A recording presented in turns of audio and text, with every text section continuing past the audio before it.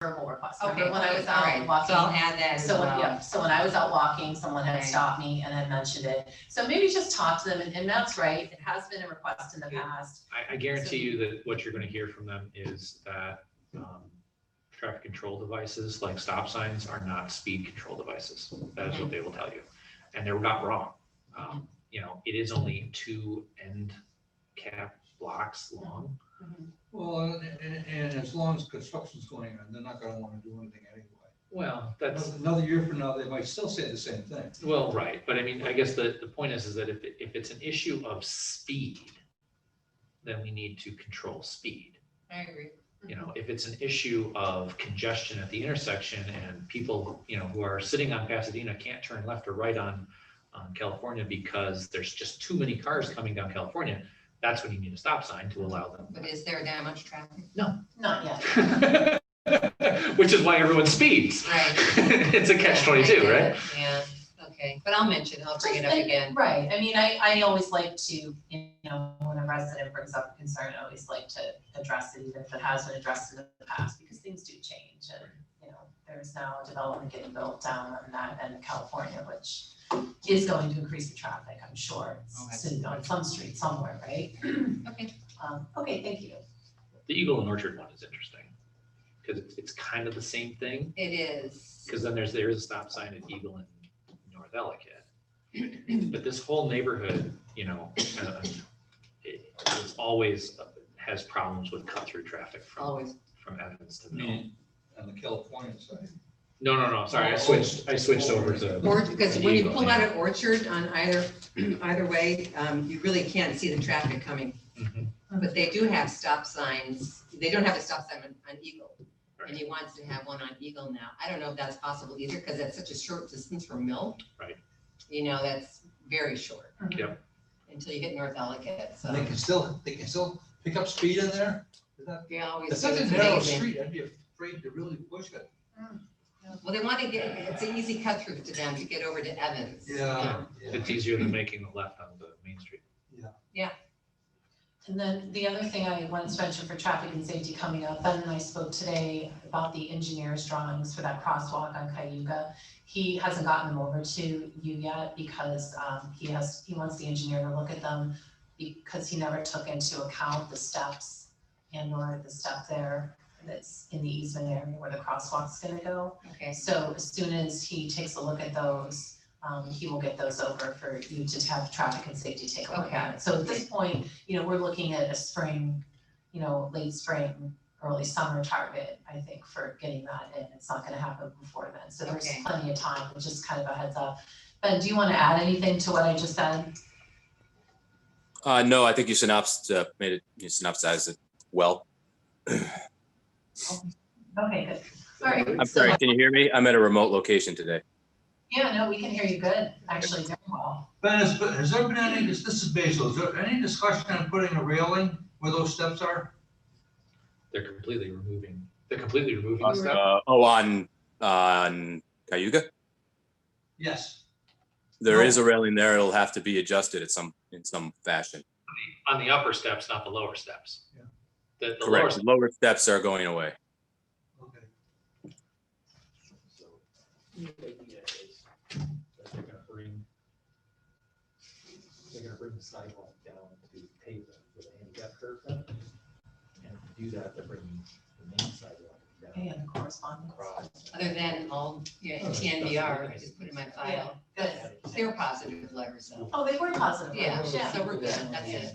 Yeah, and I think their biggest concern was that we were just gonna get rid of it altogether, you know, So this so I is think good. they, yeah, and I think making some improvements to it, just so we can better enforce it, I think it'll be. I'll look forward to working with them for sure. Yeah.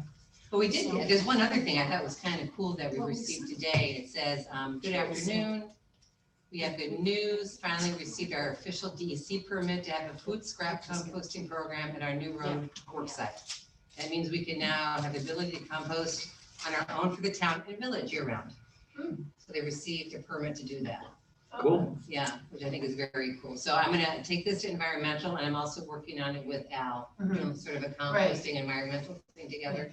So that was good news. Yeah, that is great, it's good, Yeah. yeah, I knew it was kind of coming, I wasn't sure when exactly, Yeah. but Came today. That's good. That was nice. I'll share that. That's it. All right, anyone else correspondence? If not, we'll move on. Did you want to talk at all about Tim's email regarding the signage questions? Oh, yeah, that's a good idea. Just a quick thing. This is an issue that is almost impossible to regulate, but the MU district, when it was created, it outlawed internally illuminated signs. Oh, yeah. I always got confused reading that. Yeah.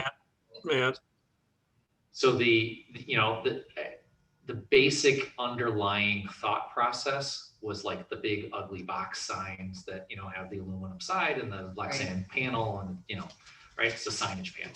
So then over the years, that technology has changed and now they're doing these internally illuminated channel signs, right? So it's channel lettering. So you imagine the letters cut out, right?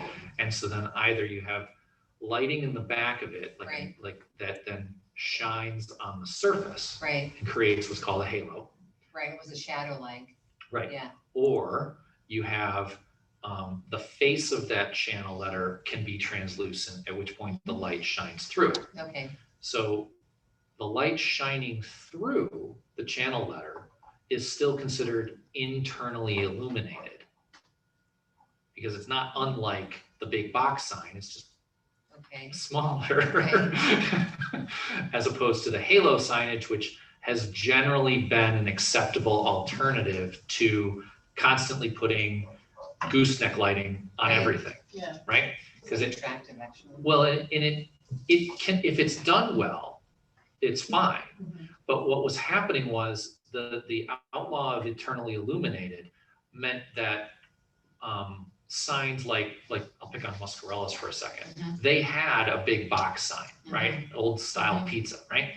They weren't allowed to turn that on anymore. So they went out and they installed goosenecks to light the internally illuminated box. Oh, That's why they have goosenecks on. Oh my gosh, how funny that looks. And it's awful. Well, it is. It's totally, So that's what they did, because they didn't want to go for a new sign completely. exactly. They would Yeah, have I had to, get it. yeah. Because they're expensive. They are Yeah. expensive, right? So you can't blame them Right, for not, wanting to replace the sign, but it's very much not the intent, exactly. right? So now there's this weird, and maybe Chip can talk to this better, but there's this weird sort of semi-conflict in the signage code that we adopted, where it says that internally illuminated signs are not permitted in the MU district, because this is picking up Mhm, that language. mhm.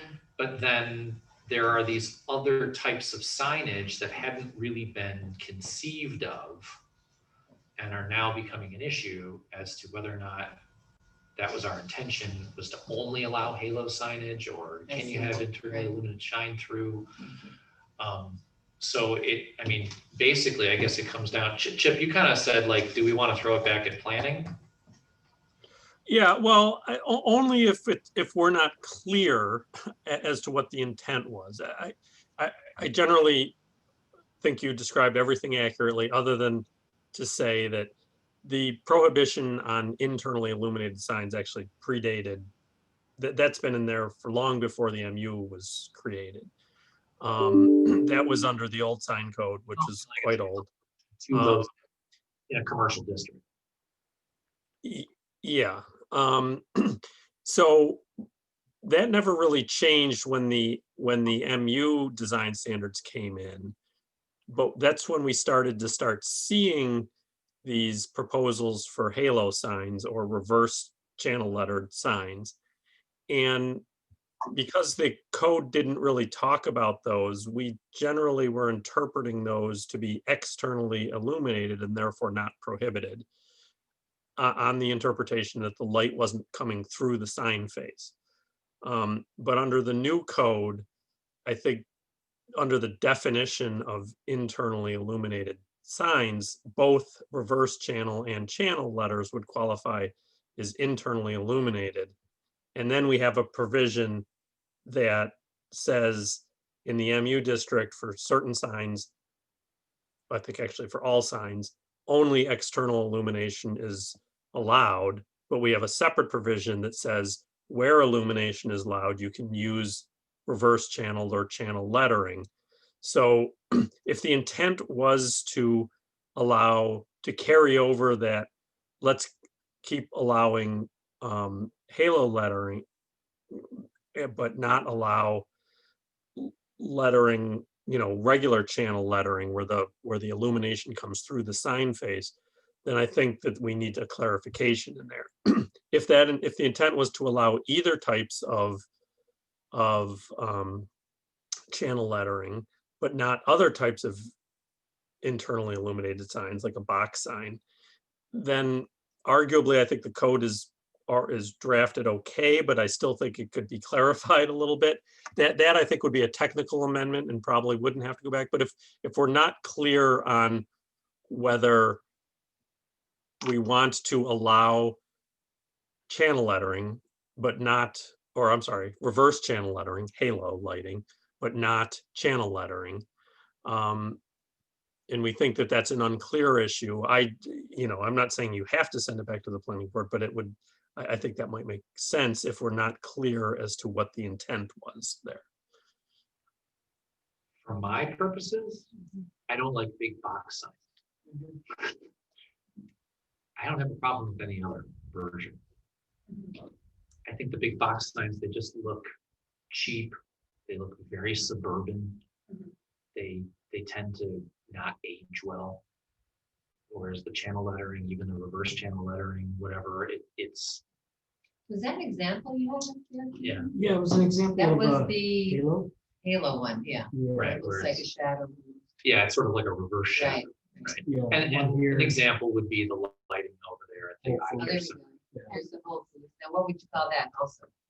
That would be That has to be Halo, right? halo lighting. Now, do you have a big box one? So if you just did Well, sort of- Muscarella's would be, right? Oh, yeah. Okay. Yeah. One No, of I don't mean to keep picking on them, but they're No, obviously. no, but Then if you did reverse channel lettering.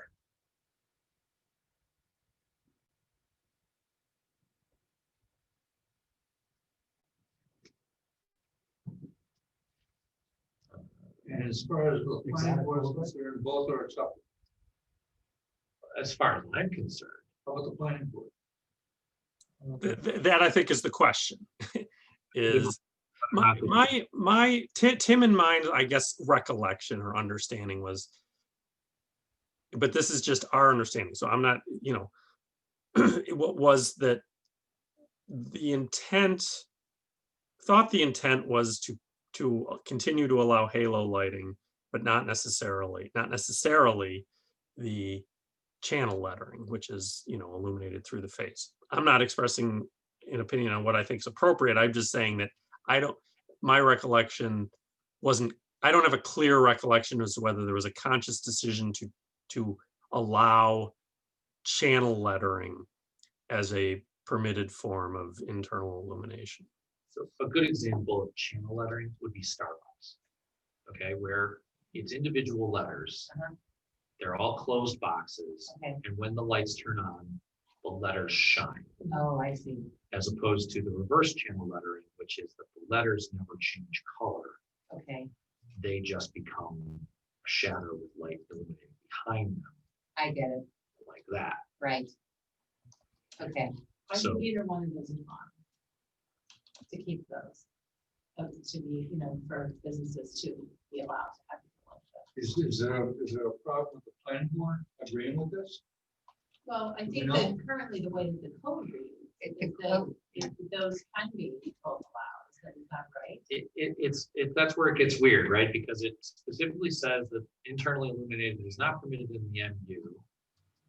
But then it says that where it is permitted, you can use either one of those. So there's this conflict, right? So- Because then the weird part about that is that where are you using these signs if it isn't in the MU? Like, I'm not gonna buy a reverse channel letter sign for my house. You're not? I rather might, but Yeah, it it's seems, confusing. Yeah. right, it seems So I contradictory. think that, because- I honestly, I think that was an oversight. Yeah, The I think it was was, written, I think when we wrote that, it was just an oversight. We just Chip, is didn't- this what you were talking about in the email about rewriting it a little? yes. Okay. Yeah, so I mean, personally, for me, my recommendation is that we need to clarify that internally illuminated is permitted in the MU district if it's in the form of, I would agree with that. channel letters or reverse channel letters. I can agree with that. So whatever we need to do to make that clearer and That sounds good. just go forward with it. Tim would concur with that, I assume. Okay? Okay.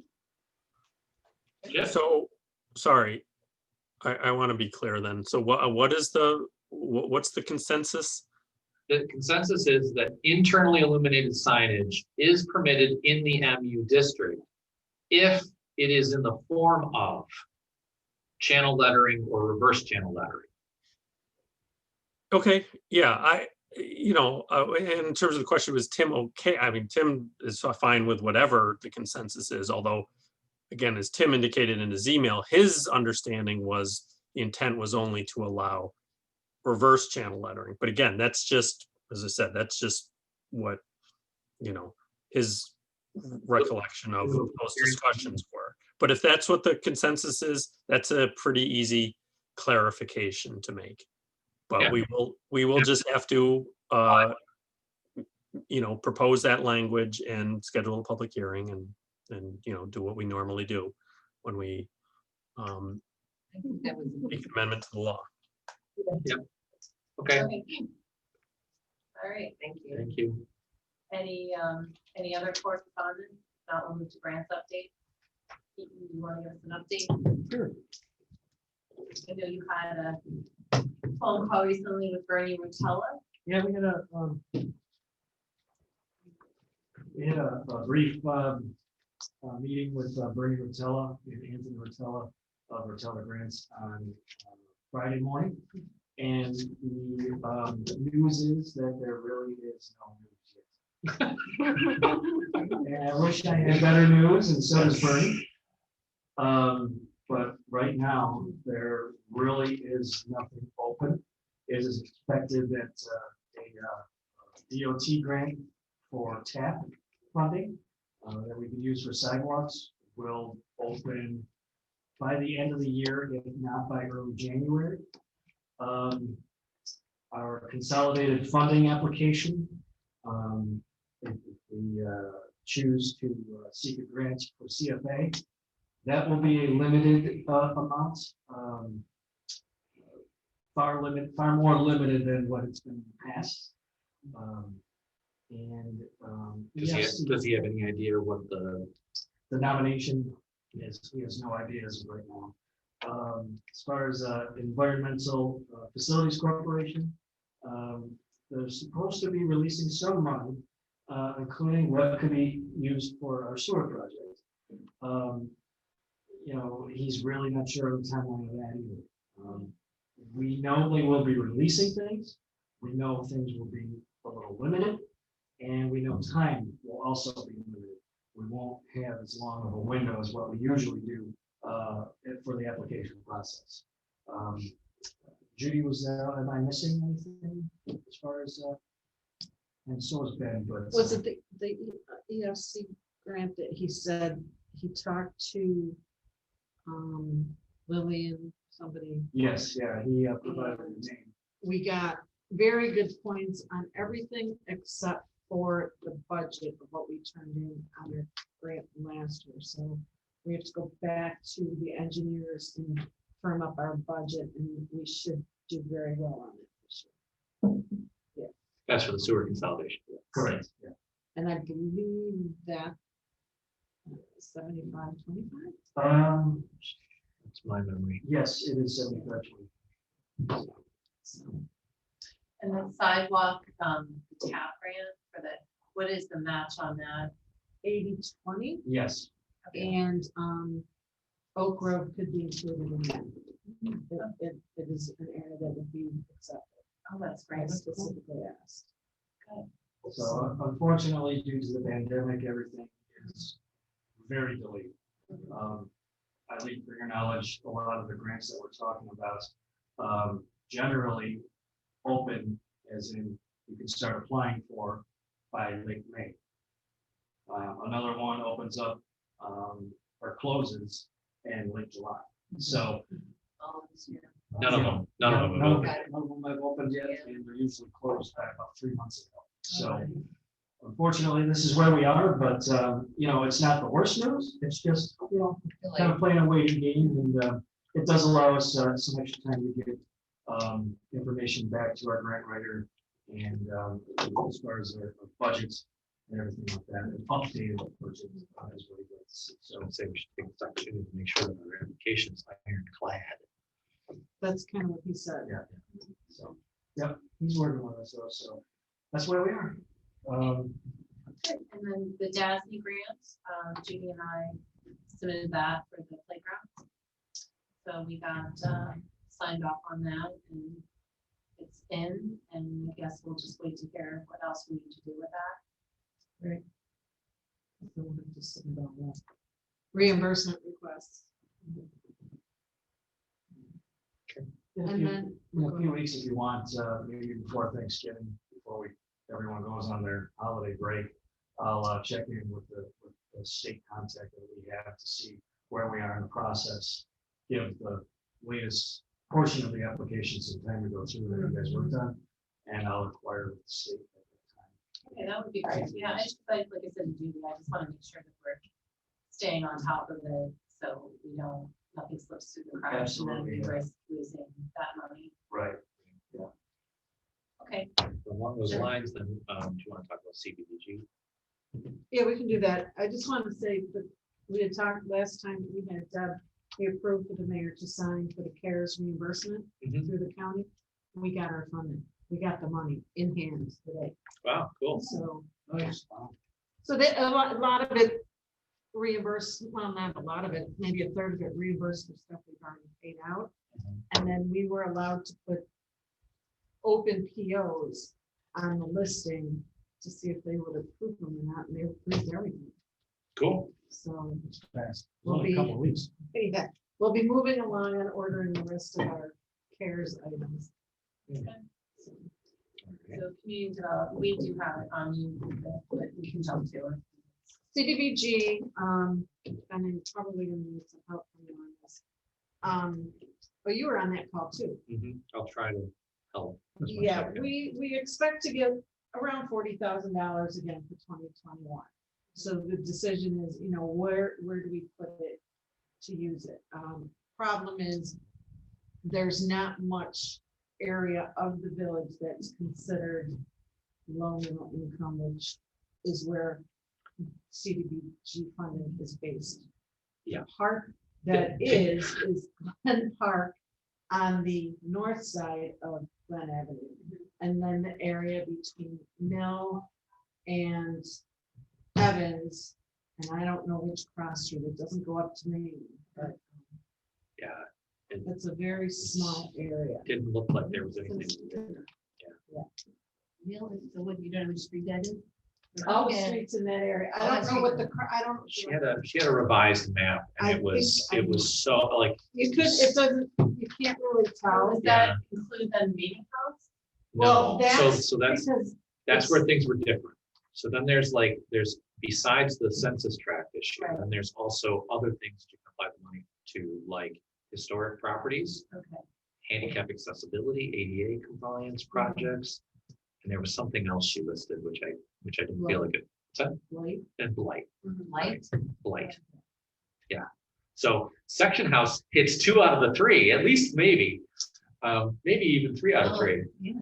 But so the thought process is that with meeting house work winding down, that we would focus our attention on section house with the 40,000 for next year. That in the interim here, we can hire like Linda Talia or someone to do the exterior improvements drawings that they can be, so that we can bid, so that we know what we have to do, or we can choose what to do or whatever as part of that $40,000. And that is literally, that and Glen Park are pretty much the only 2 things left in the village that we could actually apply any of those dollars towards, other than a handicap accessibility project. But and I asked about this too, I thought about Oak Grove, for instance. And any sort of sidewalk work in general that might include like handicap curb cuts and things. The money can be spent on the handicap curb cut, but not on the sidewalk that leads to it. Right, so that would be better served than for the town. Right, Yes, exactly, yes. right. But on the other hand, there was like, for example, in the Parks Master Plan, the idea of reducing the width of the town lot down to what it only needs to be as opposed to being over wide right now, and putting in another sort of handicap access similar to what we have over here in the Pocket Park, sort of flanking the library on both sides with that kind of thing, because it's actually physically closer to the Hawk Signal. And this creates that path that was envisioned in the master plan of being able to link Highland Park to Glen Park and on and on. And that project could be paid for with the CBDG money. And in fact, if we can partner with the town could actually put some of their CBDG money towards it, and we could put ours towards it because it's actually on town property. Well, could the town just do that project fully? It's all on town property. They could, if they were egalitarian enough to choose to do that, yes. I mean, we don't have a number for it really, other than a ballpark. We haven't had that conversation yet. This literally came up on Friday. So it's something to talk to them about. Okay, so just real quick, so we have 40,000, right? Roughly. So why, instead of talking section house, why don't we just focus on the Knoll building and focus on the roof and the gutters and whatever work needs over to shore up that building? That's already for the. And if I may, I don't know who's been by the section house lately. It's going to fall down soon if we don't put money into it. Well, that, I guess, okay, so I'm not, let me collect my thoughts here for a minute.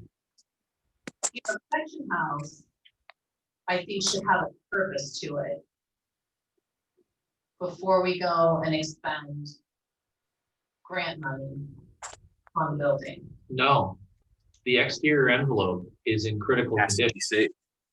Has to be saved. You mean for stabilization? Yeah, to even find a use for it. Otherwise, we might as well just let it come right now. Is that bad? Yeah. Oh, yeah. I didn't realize it was not bad in the exterior. I mean, I knew that. Well, you know, let me take you in there tomorrow, Deb. Or anyone else who would like a tour of it. I'd like a tour of it, Ben. I'm Like, curious. I've never been in it. I'd like to see so it. I would. Hey, All right, I- how's 10 o'clock tomorrow sound? Really? I'd love to see it. yeah, I've never been in it. What time? 9 o'clock? I could do 9 o'clock. Me too. Where do we meet?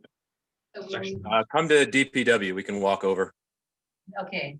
I'll just meet, I'll meet you at the section house. All right. Either way, yep. Yep. Okay, I'll be at the section house at 9 o'clock. How's that? Okay, section house. You know where, just go down, right, you can park right on Mill Straight Street. down. But you can. There's a parking lot right next to it at the end of Milton. Yep. You're right there. It's Well, like I'm a gonna take some floral pictures. color. Oh, yeah, definitely. Because I knew a woman who used to be the train conductor, station master's daughter. And I have pictures of her sitting there as a little girl. Because she just died a few years ago at 104. Oh, wow. Wow. And I have the original picture. Huh. Well, those pictures actually, She was there. believe it or not, those pictures might be useful to I know. our historic Because her architect. daughter has them now. Yeah, absolutely. Very excited. Because if they're gonna restore the exterior to what it was, they need to know what that was. And I already told Mary, "Look at those pictures for me because we can use them." Mhm. So what I'm hearing though, then is, so the Knoll Nature Center will be covered with last year's CDBG funds. The roof- Yeah, well, the $10,000 that we've committed and the money that the town has promised to match is going to be really close to getting that roof done. So we should be good. Yes. Gutters as well, correct? I'm sorry. That would include getting the gutters put on as well. Yeah. Oh yeah. Yeah. The whole roof job. Yep. Okay, all right, and so the meeting house then is pretty much buttoned up with projects, correct? Right. And then trustee Each, who brought up the idea about the handicap accessible crosswalk. idea, which is on town law, that maybe it was. Yeah, I mean, it's not so much a crosswalk so much as it's, basically right now what they have is curb to curb is over wide for a standard double loaded Mhm. parking. They don't need that much. It was that wide because they used to have like the little bike Olympics and stuff in there, but Oh, the town. yeah, in the town lot, right? But if we simply move the curb away from the library, we can get their walkway in there with greenery, kind of a la the people's, the pocket park, but maybe not as ornate. Mhm. And that would actually lead you more directly to the currently raised crosswalk that crosses to the bridge. Do you lose parking in the process? No. No. So, okay, so I'm just throwing this out here, are there no other projects at South Lawn Park then that would be needed to enhance that park, make it more? Well, I'm sure there are, but accessible, but the trouble is that you can't use the CBG money for that. Okay, all right. We did the walkway at South Lawn with 880 money or CDBG money a few years back, Uh-huh. since I've been here. So, yeah, so I mean, like, there's pathways on island that are proposed that could be, that money could be spent on in the future. There's a kayak canoe launch proposed that could be handicap accessible, and that money could be spent on that in the future too.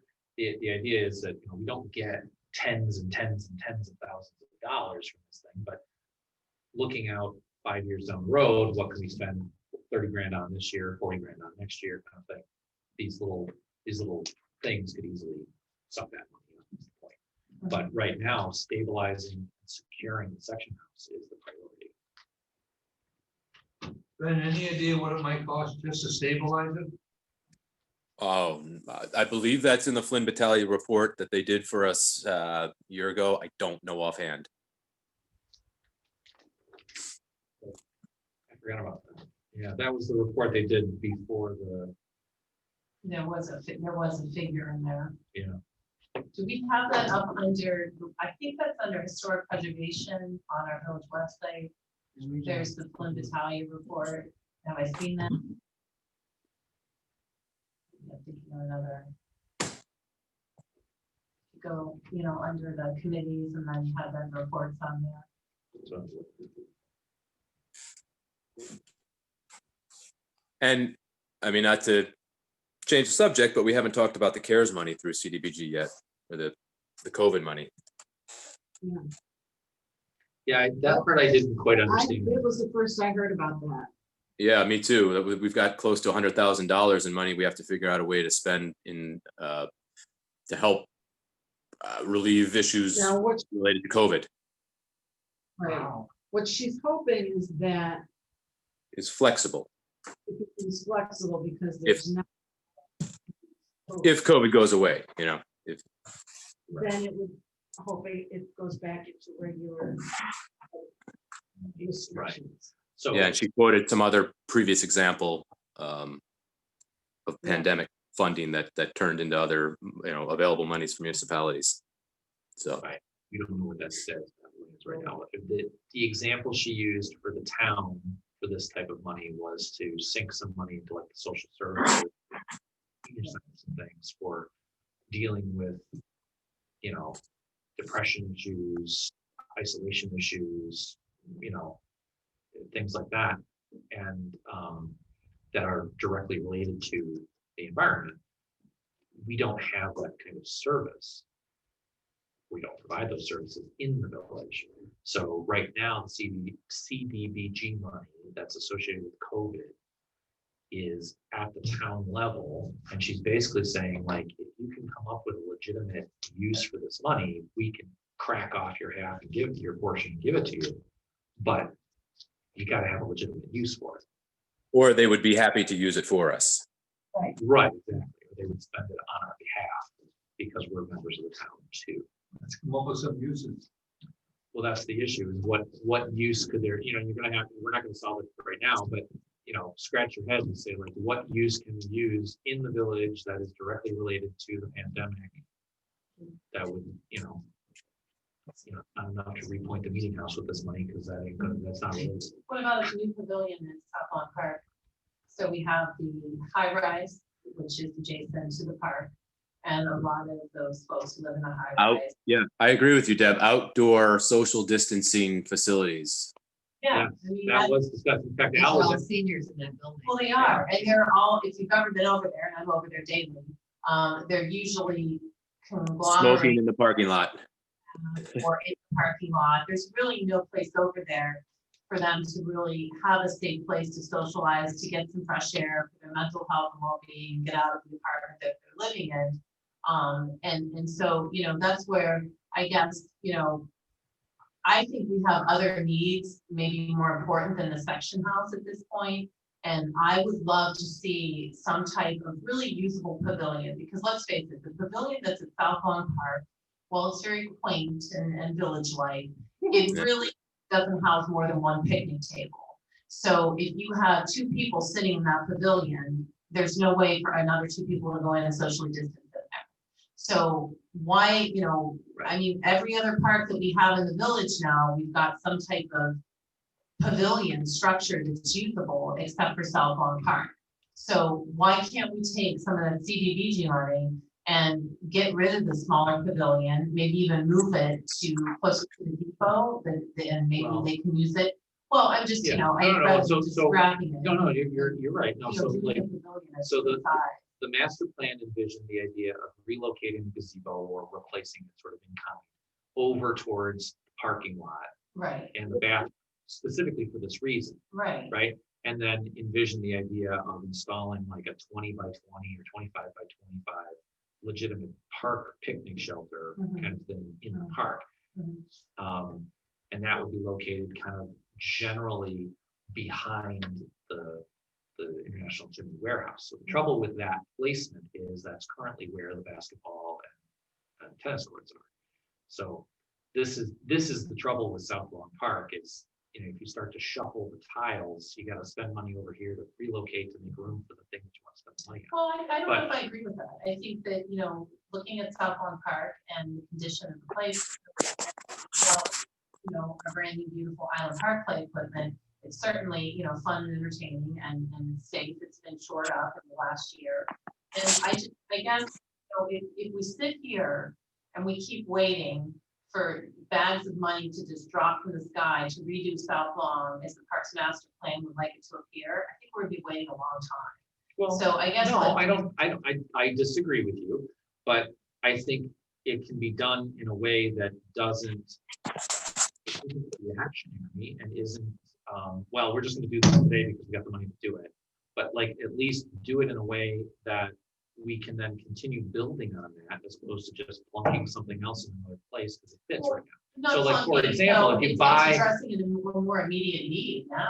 Well, sure, but so if the issue is that the proposed placement of like the legitimate picnic shelter that's in the master plan is wrong, and we have the money to purchase the legitimate picnic shelter, then let's put that by the parking lot and the bathroom instead of the little one, and then the little one could be replaced at some later date elsewhere in the park. And they don't have to walk that far. Right. That we're not just, crumpling up the master plan, and throwing it out because, well, we got 40 grand and God damn it, we're gonna build a thing. Well, I'm okay with putting the pavilion where you just said. I mean, Yeah. I mean, it's just, that was, all I'm saying is that that's the way it was envisioned, was the idea that we could, push and pull and move, and we haven't actually sought any money. Unfortunately, there isn't any money this year, to try and make these arrangements. But ideally though, the pavilion you're saying in the Parks Master Plan should be up where the basketball court is. Yeah, because the basketball court and the tennis courts are supposed to be at the corner of South Lawn and Village Square Lane. Okay, but wouldn't it make more sense, what you just said, is putting the pavilion closer to the bathrooms than the parking lot? Well, not in the context of the master plan. Well, the Well, master that- plan, That can be altered. That can be altered. Of course it can, Yeah. but I mean, we literally have done zero work on this master plan in South Lawn Park, and the very first project, we're gonna immediately scrap the entire idea. well, sure.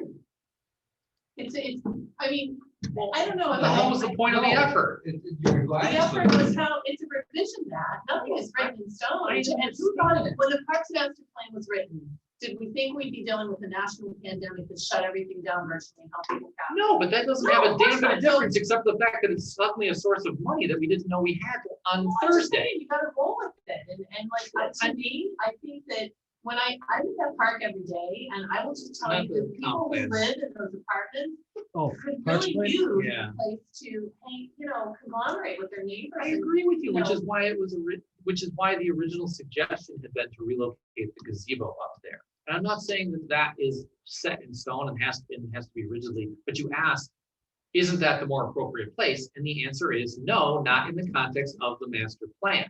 But But the master plan, where in were the the bathrooms context supposed to of- go on that? the bathrooms are already there. Oh, I know, but. Because we have the bathrooms there, Yeah. and you're talking senior citizens, Yeah.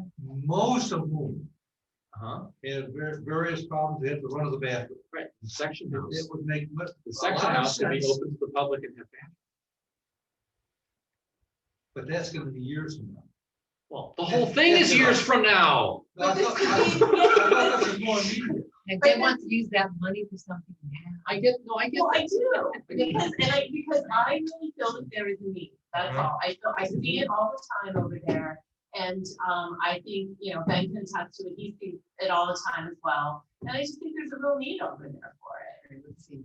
Can I just say something? I mean, I don't go over there, I don't see the people, but from what I heard is the people from Village Square Lane come outside to smoke. We don't want them in the park smoking. Because years ago, they did a no smoking. in the Oh, I parks. agree, So- yeah, But that would still putting- be true. that would still be true. Putting a gazebo right there for them to go Most, smoke not it great. is not a good idea. So, But- can you see this? Yeah. Okay. Sort of. All right. Okay. So, yeah, if you can zoom in, or can you make Ben smaller? Yeah, I need. Oh, I got it. I got it. I'm not even on video. Come on. How much smaller can I be? Your big head, We're Ben. just taking you right out. Yeah, just click and drag. Oh, you gotta grab the bar. I'm trying. I'm gonna do some- All right, okay. So the pavilion that I was talking about that had kind of been envisioned was located here, very central to literally everything going on in the park, which is why it was proposed to be located there, because it was central. And for the purposes of people whose kids might be playing sports, they're in the middle. For the purposes of kids, of parents who might be renting it to play on the playground, which is here, it's here. For people to use it in concert with, events going on at the depot, it's proximate, right? That's why it was proposed to be located in that location. That little blip right there was the relocated gazebo, right? And so you can see that if you take this box and you move it here, yeah, it works, right? But it also potentially chews up space at the tail end of the ball diamond, or it becomes a little bit of an obstacle for the soccer field, things like that. So it'd have to be appropriately located. The truth is, it probably wants to end up moving even closer to Village Square Lane, and now it's not even really physically in the park, it's just sort of on the edge of the park, right? Now, why was the ball diamond and the tennis court relocated? Two reasons. One, because right now they're a physical barrier between the north side and the south side. And two, because we have people who vandalize the goddamn tennis courts because of the noise. And we've got people in this neighborhood right here who complain constantly about people playing basketball.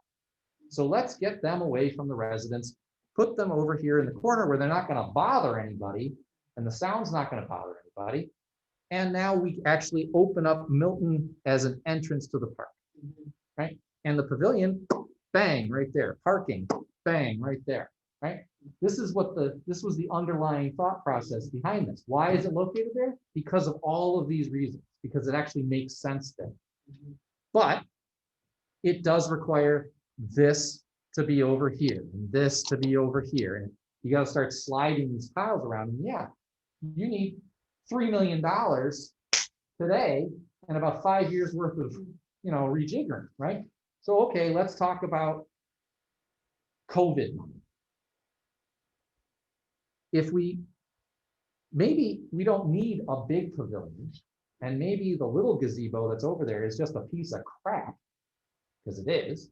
And maybe we need somewhere in between that takes up that position, and bang, there's our first piece of the COVID money and the first piece of the South Lawn Park master plan, dovetailed together without just balling it all up and saying, screw it. So where are you proposing, if we were to agree to use the COVID, where are you proposing that pavilion would go? Well, Over where the basketball court is today, It's the generally old one. right here. As long as it's not like, which is where the basketball court is today. no, the basketball court is over here. Okay, so I'm sorry, where are you? This is the parking lot, this Oh, is that's the DPW. parking lot, I got it, okay. So we'd be over here, but it would just be a smaller one. Because there was, the idea was you got a small one and a big one, just like we have at Garrison, just like we have it, well, not Garrison, but like we have at Island, we have the big one and the small one. Right, so this would be the smaller of the two, so it wouldn't violate the playing fields to a great extent. It would improve on the little crappy gazebo that we have there now, which could stay or be torn down or burned down, God help us.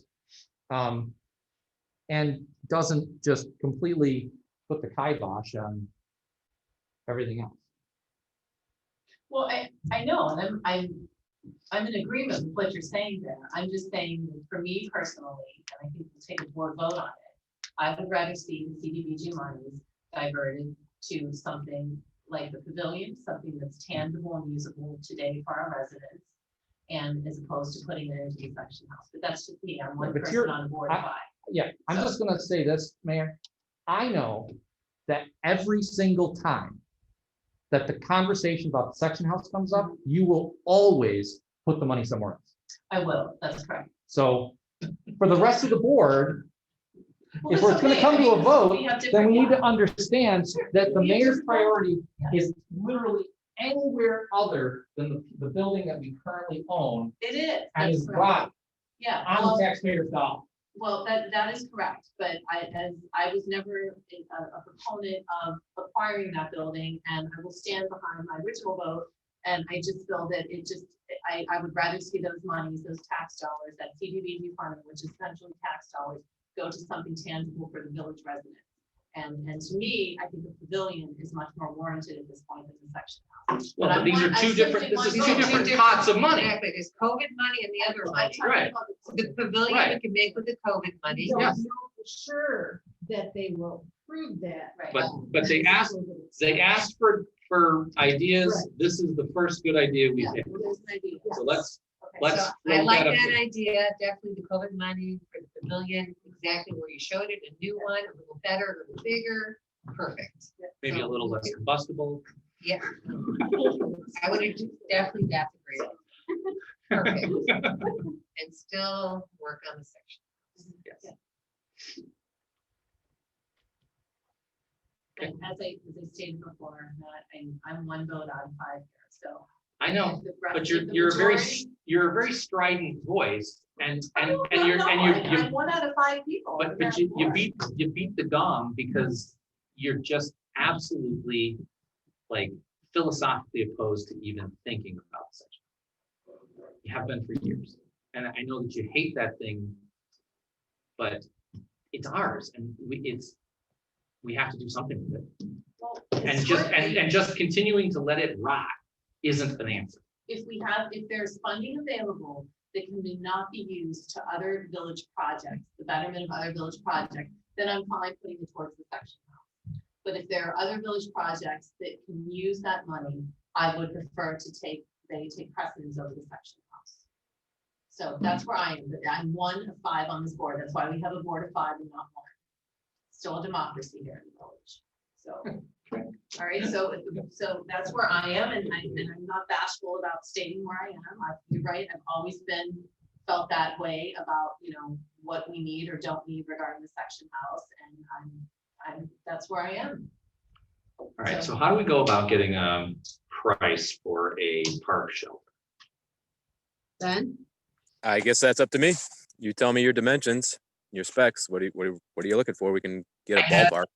Architects head for is- Oh, yeah, architects would be, yeah, you could get like a Paragon structure. Yep. For a budget number. Yeah, right. I'm It's the envisioning, argument that we have to put forward to make sure that that's an appropriate funding, which is another hurdle.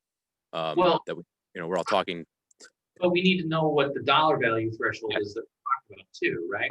Because I mean, Yes. if, let's just say that the park shelter, even a diminutive one, was $100,000. They're like, oh, great, you get 25. Yeah. Right? Yeah. Then all this argument was for nothing. Exactly. Right. So we got a little research to do on this. Right. Um, In my mind's eye, this thing is about the size of a small shelter at Island. Gotcha. I think that that's a fair. I mean, that's a pretty decent Still a size. nice size. It's great size. I mean, we don't need to repeat the pavilion. No, we You don't. know? No, that's. But that would be a little overkill. Right. That's right. What's the size, do you know the size of the one that's up on now? You mean, It's slightly bigger than a bread box. There was some fries, when they used to sell them out Yeah. clearance, Oh, when they were going it out. was just the gazebo. Oh, it was one of those If you measured that pre-manufactured table ones. Yeah. right there and you Yeah. added about 2 feet each way. That's That's good. what I was gonna say, I think it's like 12 feet. Yeah. Yeah. Then, like, Ben, do you know what the measurements are? I'm sorry, what? Measurements of the gazebo out at South. No, not off the hand. I mean, you can fit two picnic tables in there very easily. So So 12 feet. 30 feet. I don't know. I honestly don't know. Because they drove it here fully assembled. Yeah, it's not very, it's Well, the like, one in South Lawn? all right, well, let's move forward with that then. Let's see what we can come up with. Anything else regarding CDBG?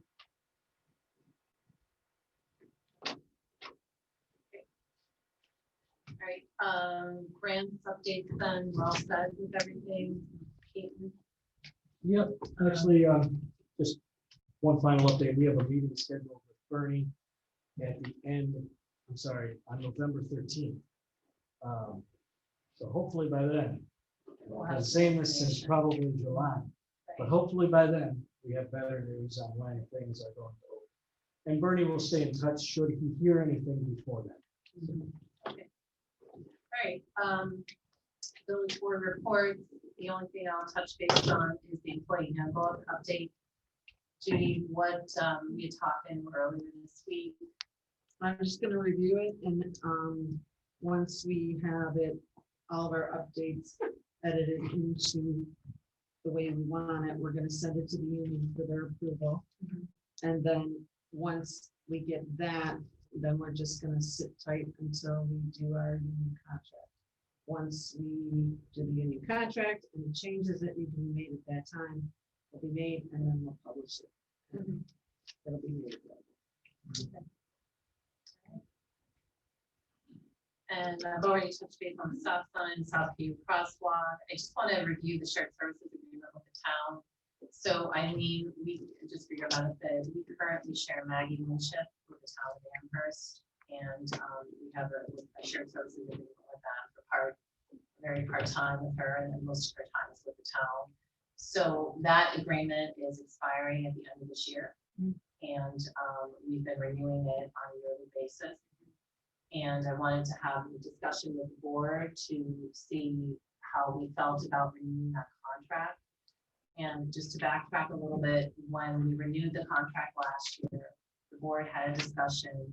And at that point, everyone was in agreement that we would extend it for another year, which would be this past year. And then at that point, being that Judy had been, getting her feet wet still with her position, and Keaton too, still getting into the grant side of things, we felt that it was a good idea to extend it. So that would take us till the end of this year without extending it. And I just want to see where the board is at, so we can get back to the town. I know that they're in their budget planning process right now. So we've got 4 out of 5 of us here. And what are your thoughts? No. That's a no. But Basil? Wait a minute, why no? What are we not getting from the town? We would be extending the contract. I would- We're kind of rolling. I would it say forward. yes, it's not. Well, Then I'll turn the question around to you, Basil. What are we getting? But the truth, I don't know. Neither do I. Judy, do you have any light to shed on this, or? I haven't known for 3 years. There's not been a lot done this past year because we were in a pandemic. She was basically the main component of the LWRP. Other than that, I don't know how much. Well, just real quick, clarifying too, Keaton is really taken over the wheel, if you will, for the LWRP in my mind, what I've been hearing. So I feel that the transition period that we retained with Swinship, we agreed that last year, a year ago, that we would keep her on board for another year to get Judy and Keaton kind of both fully into their roles a little bit more as it revolves around what she was doing. And I think that we're at that point. So I would tend to agree with Matt and also be a no for the renewal of it. I think another component of what she was doing, and you can correct me if I'm wrong, but I think because Williamsville is part of Amherst, and so with the whole development part, she was supposed to be involved with including village area with bringing businesses in. Which Yeah. arguably speaking, she should still be doing regardless of who's paying her. Well, Keaton has certainly taken over that Right, role. Keaton's- He's reached out to several, businesses, and I know some of them have come into the village because of your outreach. So, I feel that the contract, I think that we're in a good place now where we can move forward without that shared services. Matt feels the same way. Trustee Torrey, how do you feel about it? Unfortunately, I'm not, I should ask the ones who worked with her, basically. I know Maggie when she was here at the village and then she went over to the town. But I've never seen her involvement here in the village. So right now, I feel like what she did, Keaton's doing, right? Pretty much. And Judy, do you think that you continue to need her? I didn't really deal with that end of it. Even, basically for me, it was just any kind of the grant work that she was doing, but Keaton's been Which is doing pretty that. closed up at this point too. There was an overlap. Right. Quite How frankly, much time I did think she it's a little spend? unfair to ask Eileen. Yes, She because literally has everyone- no idea. If after 3 years, I don't know what she does, there's no way that I would know, right? So we should at least wait till Al's here. Okay, but if the original agreement was for her to spend X amount of time on village business, I don't see any evidence of that for a good year. I got a worksheet from her the first, I don't know, it was probably the second, maybe the first and second year of the time that she spent on village stuff, and we were paying her 20%. Yeah. For the first 2 years. And then this past year, we bumped it down to 10%. So last year I did do, and I know what those spreadsheets are in my office, but I didn't get anything for the current year as of yet. And a lot of that was also on demand, right? We said, we get a day a week. And initially, when she made the shift over to the town, there was a lot more give and take and back and forth. And so she was probably putting in excess of a day a week initially, and that kind of, petered out to being more of a day. And then last year it was like, it's really more like a half a day. And now, maybe not no fault of her own, just the pandemic in general, it's essentially zero. But on the other hand, unless there is some wheel on this cart that would fall off without her 4 hours a week, I just don't understand why we're spending money. And I have yet to see the wheel wobble, so I don't know which one. Raise the topic. I thought we were talking about more than. No. No. You're simply, okay, so let me just clarify. So first of all, Matt, I'm not looking to take a vote on this tonight. I know Al is in here. Okay, so I want to get the conversation going because as you can see, it's not a 1-minute conversation. Nope. And we only have 3 more meetings until the year end. Okay, we have 2 in November and 1 in December. So, that is why it's on the agenda for tonight. Yeah. I'm not putting Eileen on the spot. I'm just kind of trying to be democratic here. It's not a board of 1, it's a board of 5. And I'm just asking Ms. Torrey for her opinion. And she certainly was sensible enough to defer to Ms. Kindred and Mr. DePriest because they're the ones who have been working. So I would say that their answers is certainly not in any way being unfair by saying, she's only been here, a couple weeks.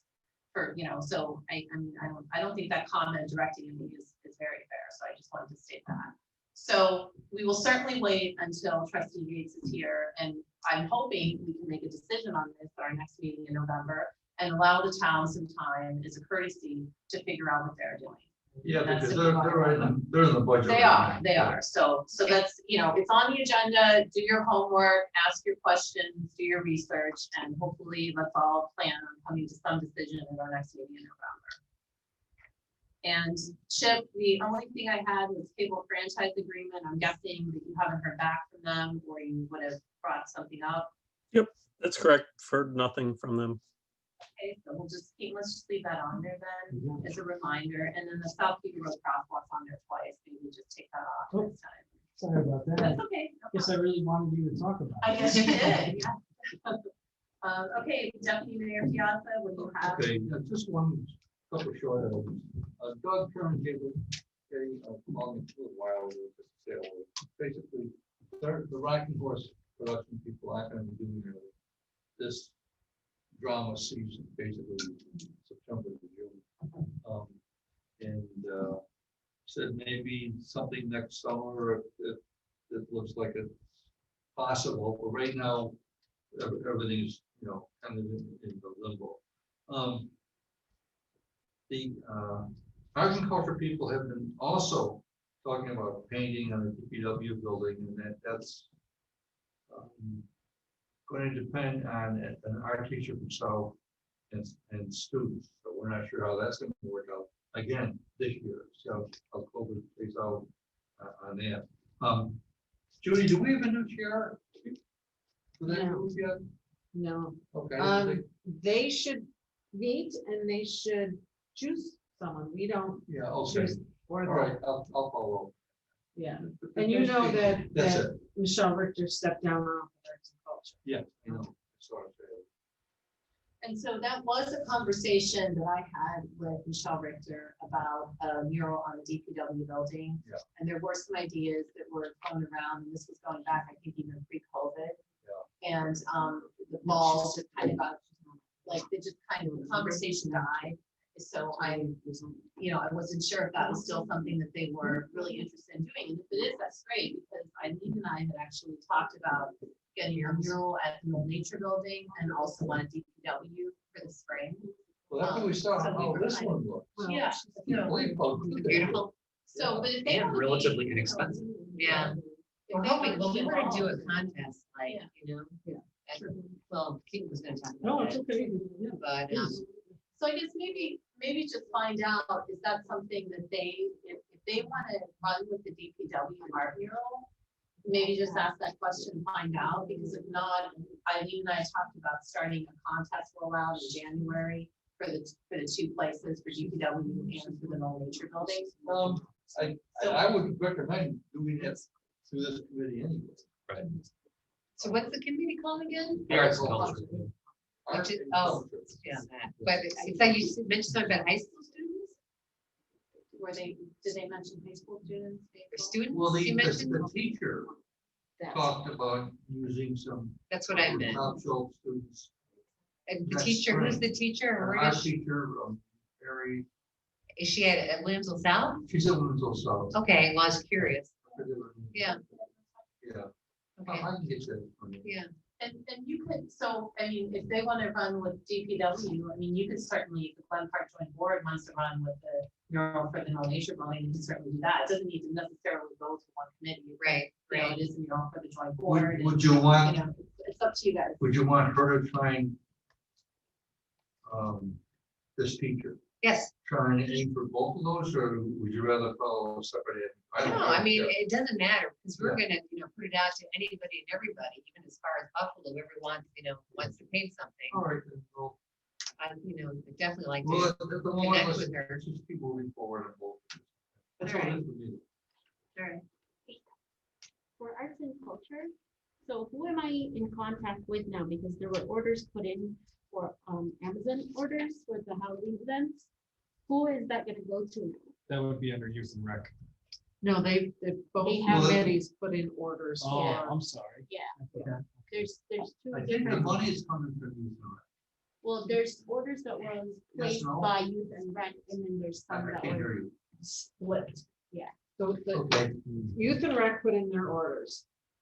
And then Michelle Richter, when she was on arts and culture, sent orders for the Halloween thing. That's the stuff for this coming Saturday. In my Yeah. opinion, when you look at it, it all should, it should all fall under youth and rec. And I don't know if they had arts and culture step in to split the cost, because there's not a big pot In our in culture. youth and rec. Or. What did they order?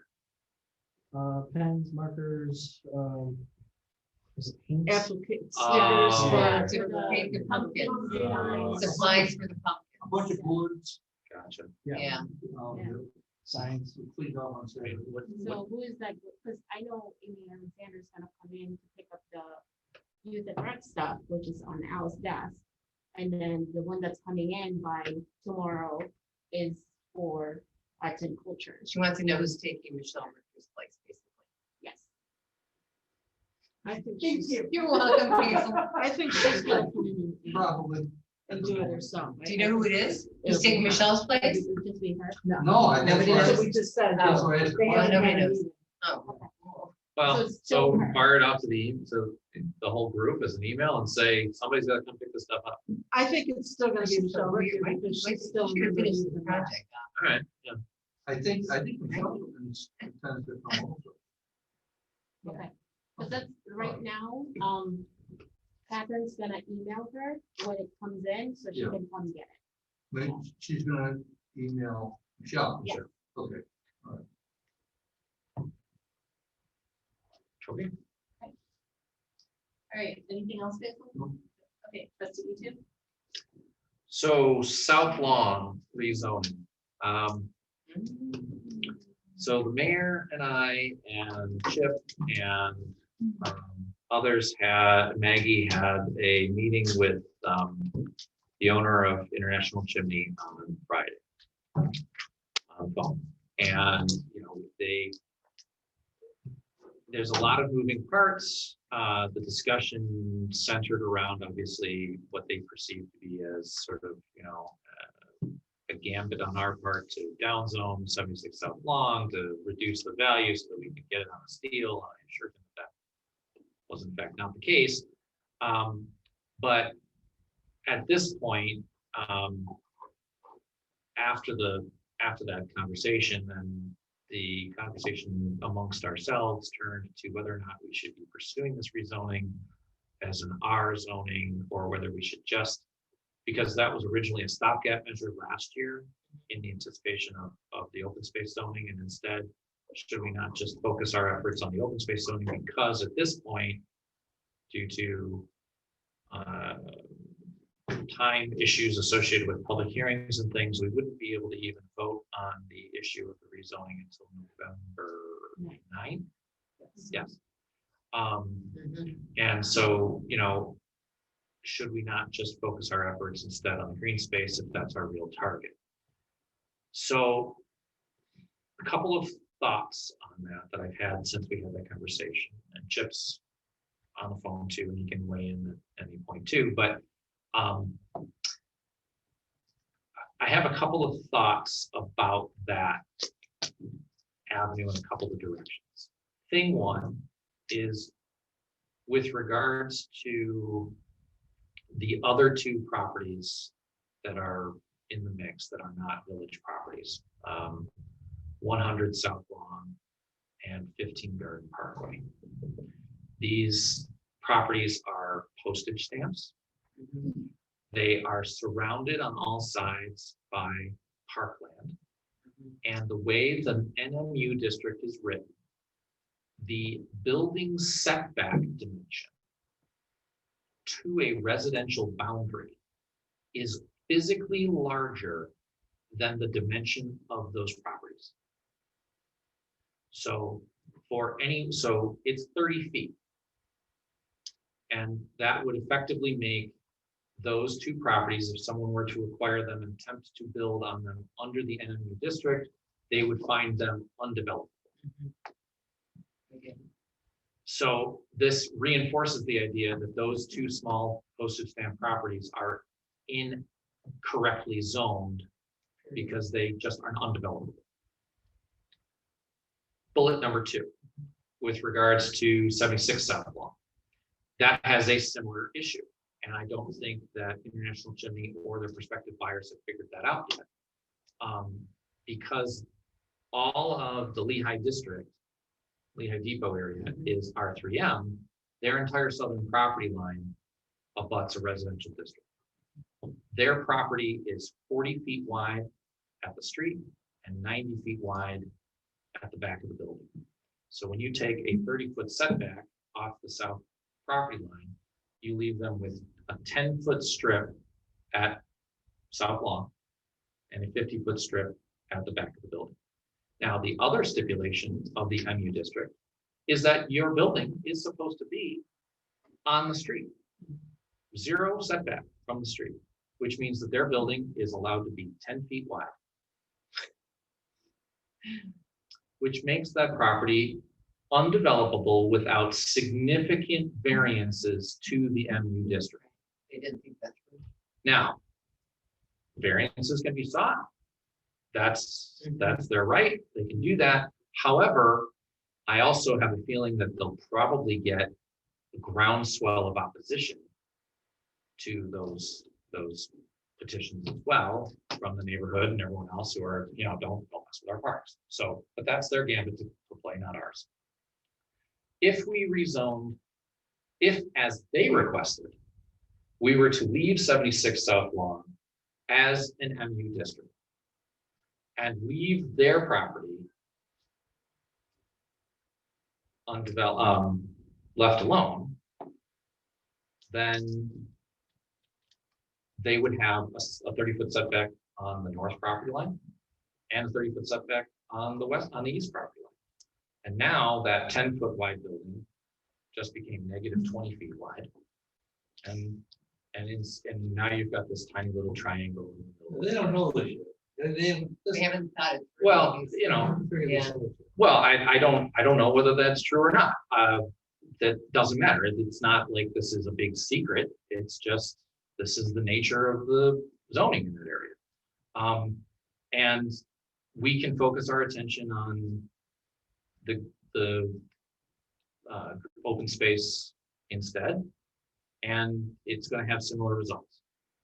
Well, during your conversation on Friday, you said, did you bring this up? This all came to me after the fact, later. as Oh I my started God. to think about, like, how developable really is this parcel, and if I was the developer, what would I do, and what could I do? What are my options? And basically, the biggest building that you could build there would be about 5,000 square feet. It would be tucked in the northeast corner, and it'd be kind of ridiculous to go 5 stories with it, but theoretically you could. But I guess the point is that I don't know, other than that we generally agreed to pursue the open space zoning for all the parks throughout the village and not focus on the residential rezoning instead. That's fine. I still feel strongly that the 2 parcels at the south end on South Lawn and Garden Parkway should be rezoned anyway. And I think that ultimately the goal here is to protect our parks. Always has been. That's what the comp plan envisioned. That's what this whole exercise was about. And whether this parcel remains zoned MU or gets changed into something else entirely does not change our goal. Especially now since you figured this all out. And if the potential developability of that parcel enters into our thinking in any way, then we need to understand what that means, just like the developer would need to understand what that means. And right now, that parcel has a significant restriction on its developability based on its current situation, current border, without variance. That's all. Just bring that to your attention to think about. Now, obviously, like I said, we can't do anything about this until November 9th. We had talked generally about the idea of maybe tabling the whole residential thing, pursuing open space instead, at which point no action will be taken on this by November 9th or even after. But the hope is to move forward aggressively with the whole village instead in as timely fashion as we can. Did I say anything incorrectly there, Chip? No, I would say if we're gonna proceed with the open space, green space, parkland, whatever we're gonna end up calling this new zoning classification, consistent with the comp plan, envisioned by the comp plan for our open space and parkland. I just want to make sure everyone understands that was going to require a separate and new public hearing, and first it needs to be drafted. Matt, there is a initial draft, but an actual local law would need to be drafted. There need to be referrals. There have to be public hearings. That's going to be at least a couple months process, no matter what. And it's the holiday. It's going to be the holidays. It's 2021. Before that sees the light of day, begins a serious conversation. But in essence, I mean, regardless of what our goals are, I mean, that was generally the conversation that we had with International Chimney, was that we're going to focus our efforts elsewhere for the time being.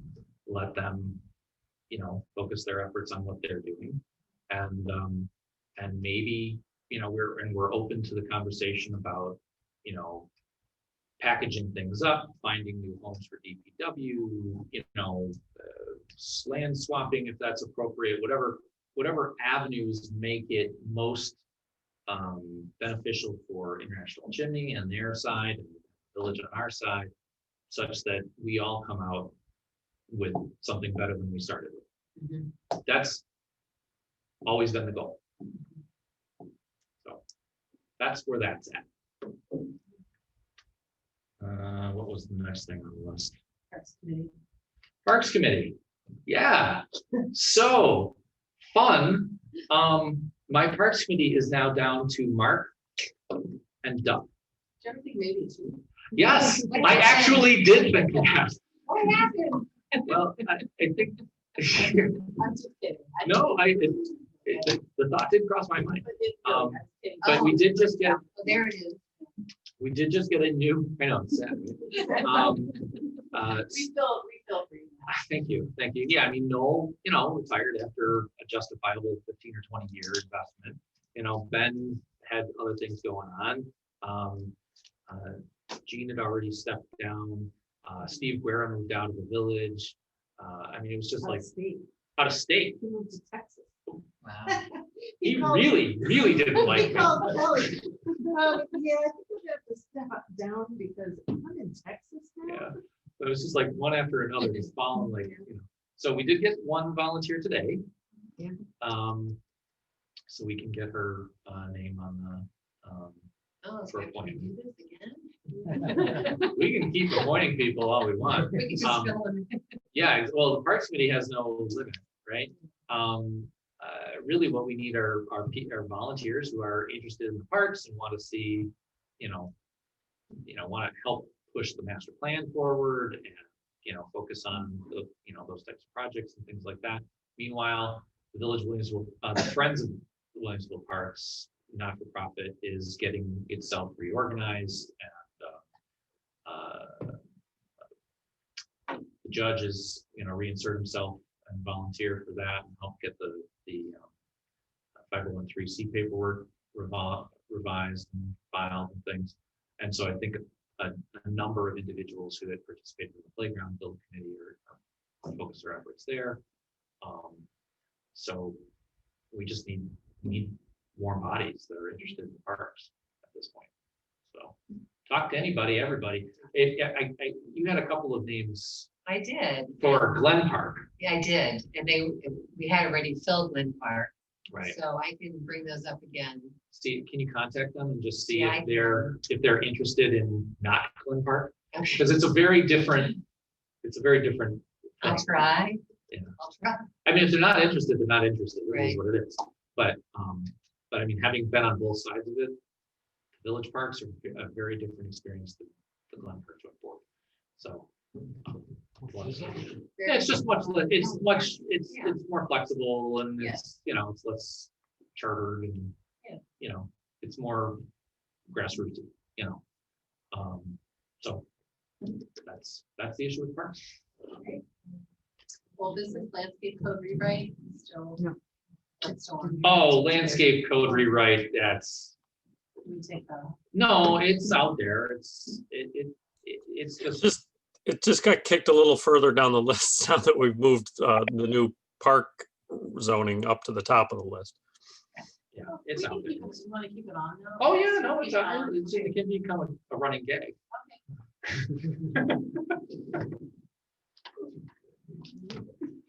All right, so it is 7:30. We're gonna hold off on your, we'll come back to it. So we will come back to work session, but we'll get the board meeting started. Oh yeah, let's take a break. Let's take a break. Everybody run.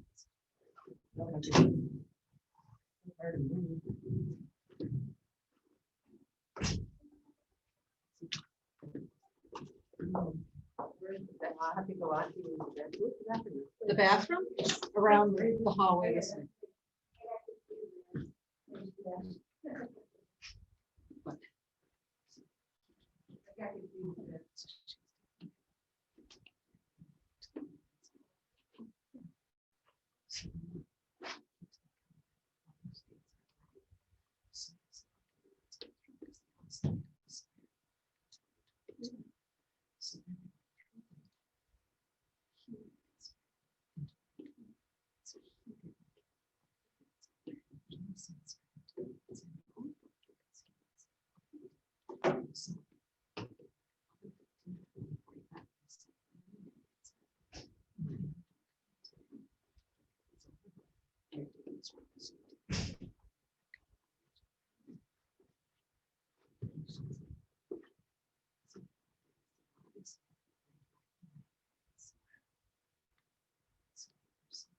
I understand that daughter met your wife, or were you home also? Yeah, no, she,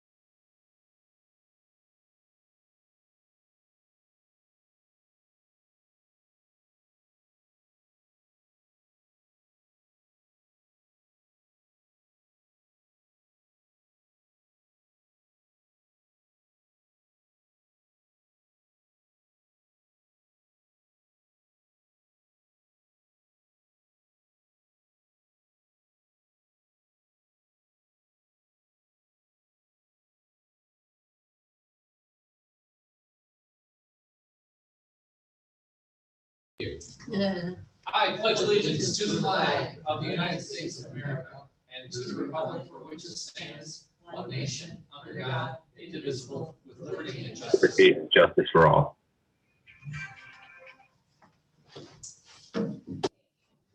Administrator Kindred, would you do the roll call, please? Mayor Rogers. Here. Deputy Mayor Piazza. Here. Trustee Etu. Here. Trustee Torrey. Here. Trustee Yates. Department of Public Works, Chief Ben Villanueva. Here via Zoom.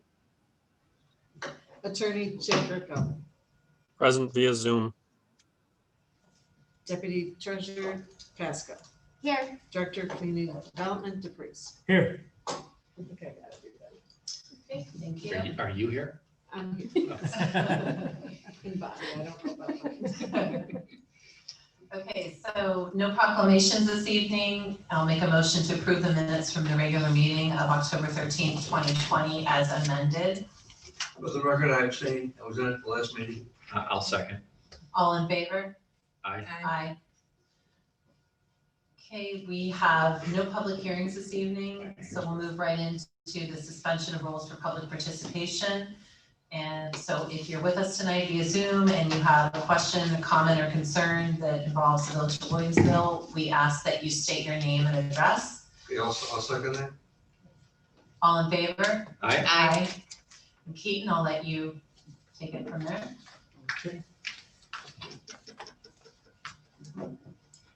So anyone who would like to speak during suspension of rules, you have a 3 minutes time limit. If you'd like to, please use the raise your hand function so that I'm aware, or use the chat function and just let me know through that, and we'll let you talk to the board. Anybody interested?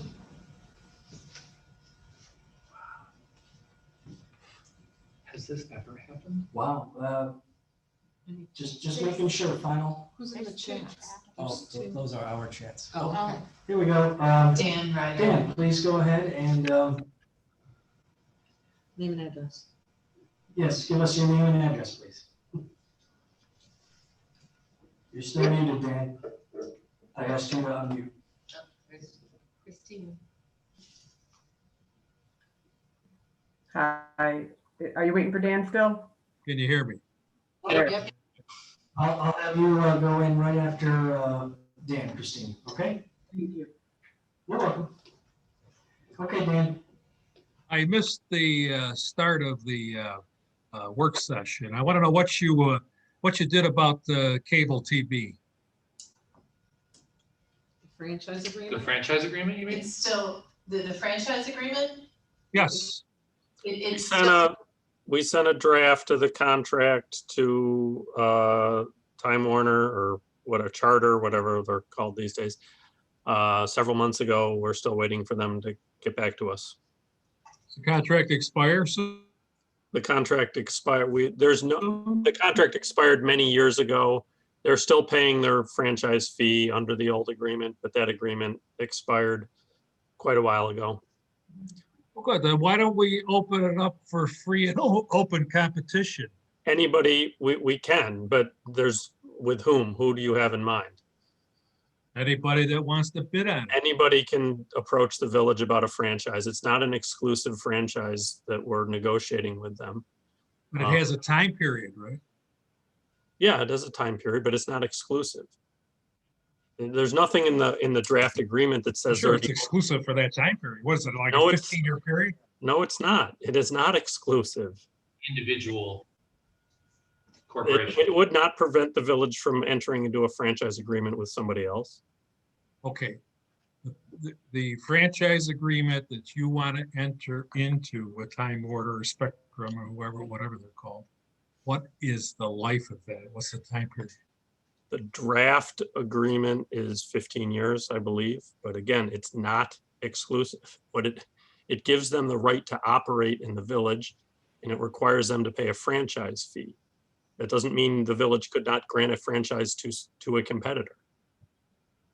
They just haven't approached us. Well, because Verizon has been approached many times by the village. I don't know when the last time was. It's nothing that I've been involved in directly, but from my understanding, they have made it clear that they have no intention of expanding their service, or no plans to expand their service presently.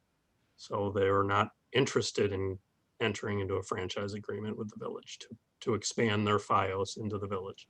I don't understand why. They surround the village, but that's a corporate decision that they've made. It's certainly not have anything to do with the villages being uninterested or unwilling to allow that. Well, there's dissatisfaction around this village and the town with Spectrum service, okay? Why don't you print a copy of this franchise agreement in the B, so everybody is informed about what you're reading, okay? Because we're in the dark, it's fine, it shows up on the agenda for tonight, but nobody really knows what that agreement says, including myself. It's always on work It session. was on work session. We have it on until we're waiting to hear back from them. For the sake of transparency, I think you ought to publicize the thing. Well, It's not a complete. yeah, I mean, it's not currently a completed contract, but the other thing is, I don't exactly know what you think is being shrouded. But again, this grants that corporation the right to operate in the village without precluding any other competing operation. Good. Well, that's what you put it in the B so everybody could read it, okay? We don't want your opinion. I don't want your opinion. I want to read it myself. So foil it. For the sake of transparency. Why should I have to foil it, for Christ's sakes? It's every village resident. Want everyone to foil it? I don't quite understand why you're getting so agitated about this, Dan. I'm not trying to fight with you here.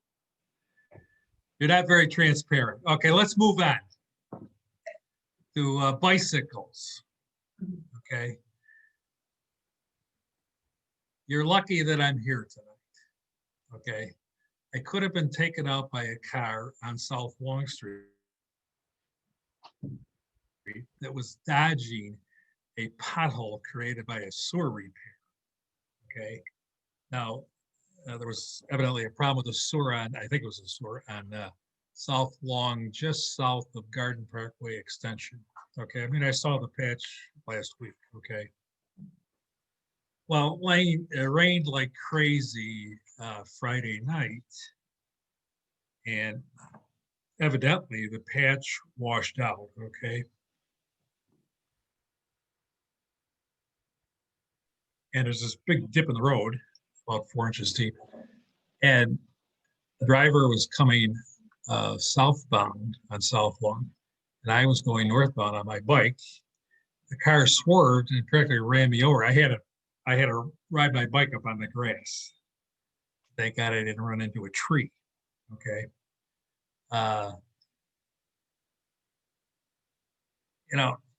I suppose it's just a matter of circumstances that the patch was there and then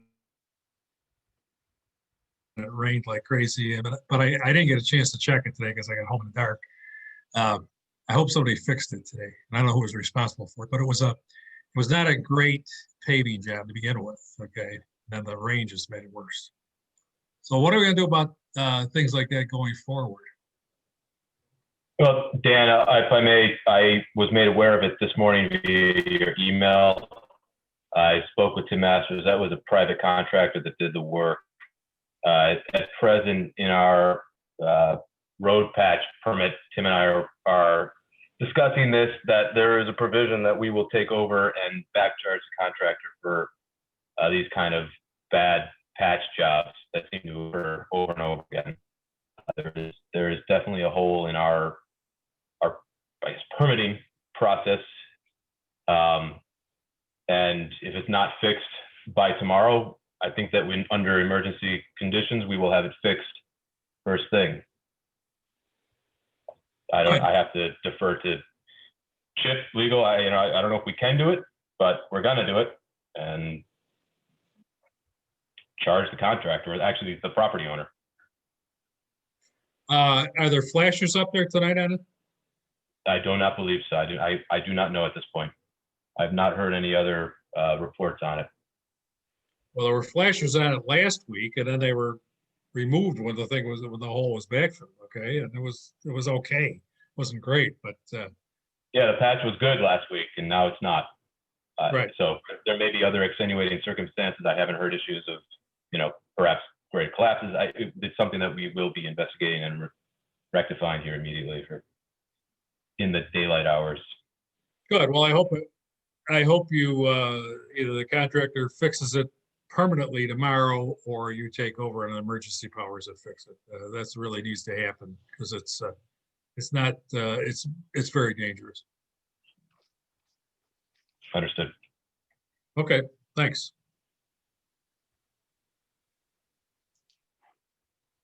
Thank you, Dan. Next we have Christine Hunt. Yes. Thank you, Keaton. Just quickly, I just have one question, and it's regarding the committees. I volunteered for 3 and was appointed to 3, but only received 1 packet, and it was by email from Eileen for traffic and safety. I'm just wondering why we didn't just, due to COVID, mail the packets out to the members and use some of the CARES money to cover that postage. I still don't have one for HPC. I still don't have one for arts and culture. And it's really not fair to lay it on the trustees because we're not meeting physically in a lot of these cases. So my question is, where are the packets and when do we get them? Are we talking about the folders, the information in them, what packet?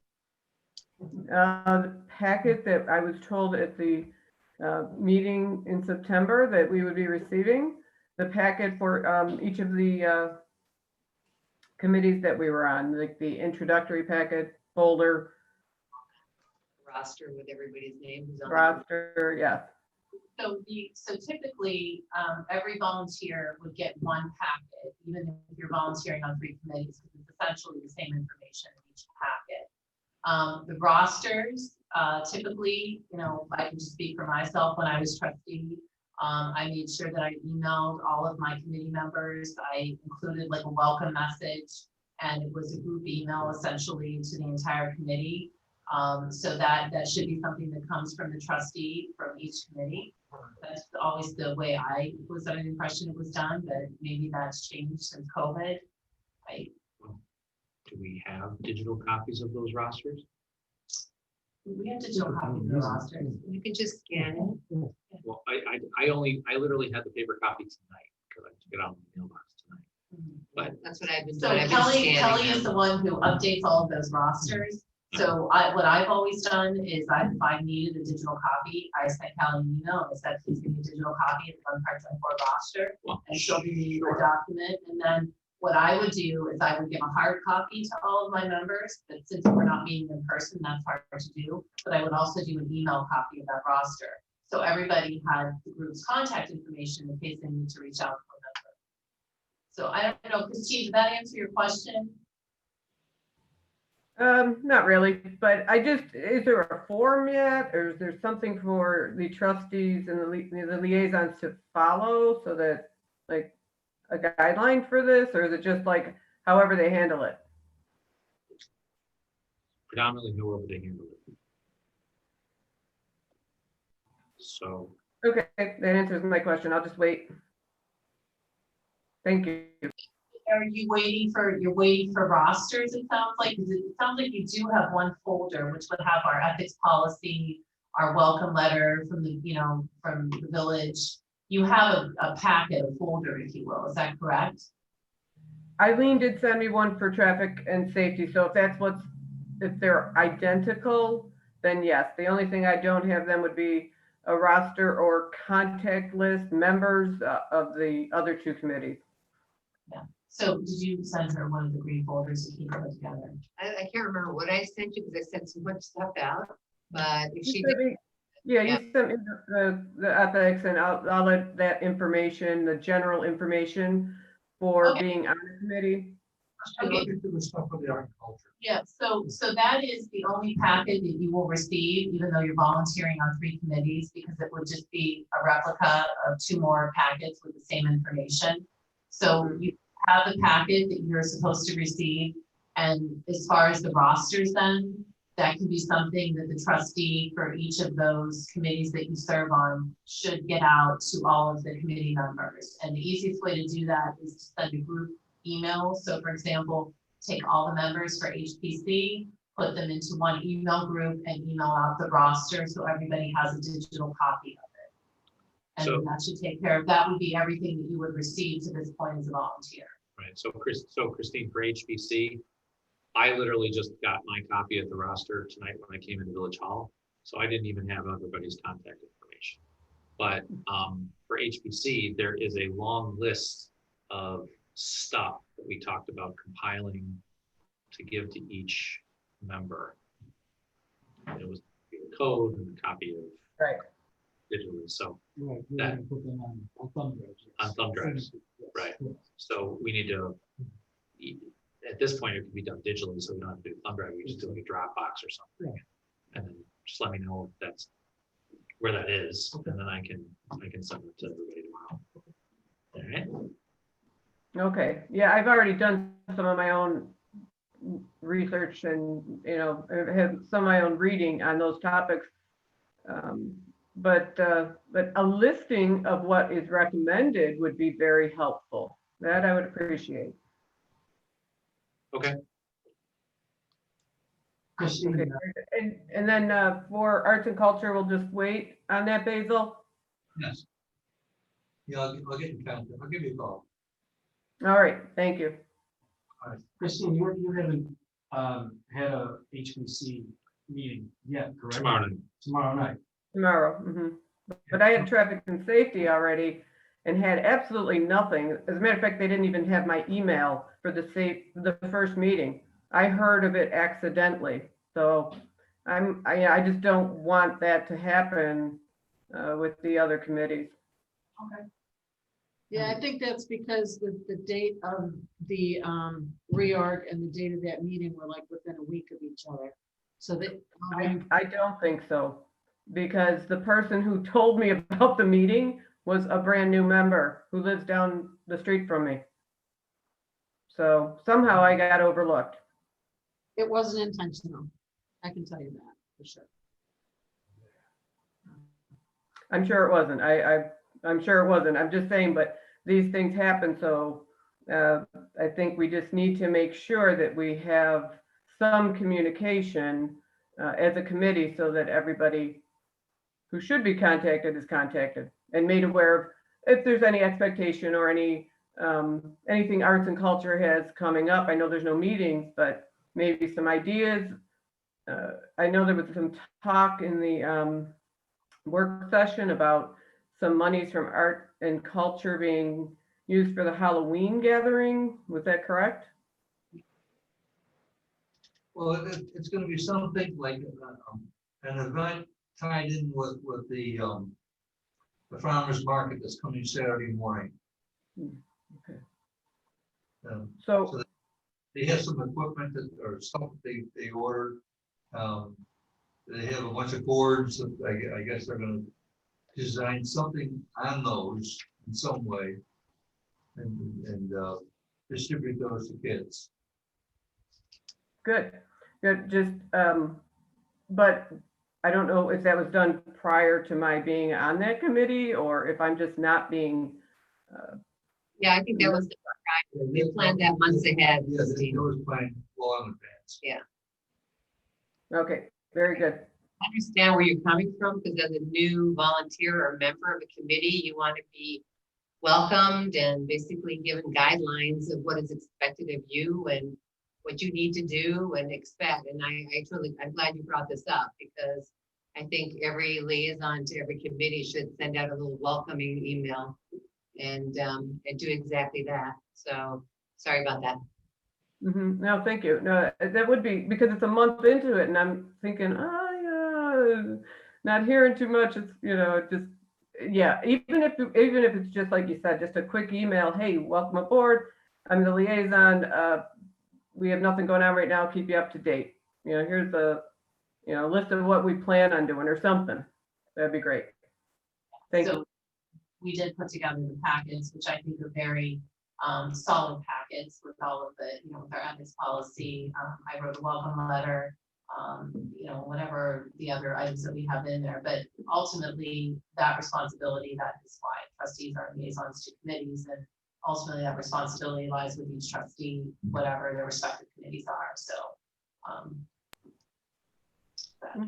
My only other question is, I thought we had to do sexual harassment training. And is that something, like, is that just done once a year and then at the annual? No, you do. Do you want to address that?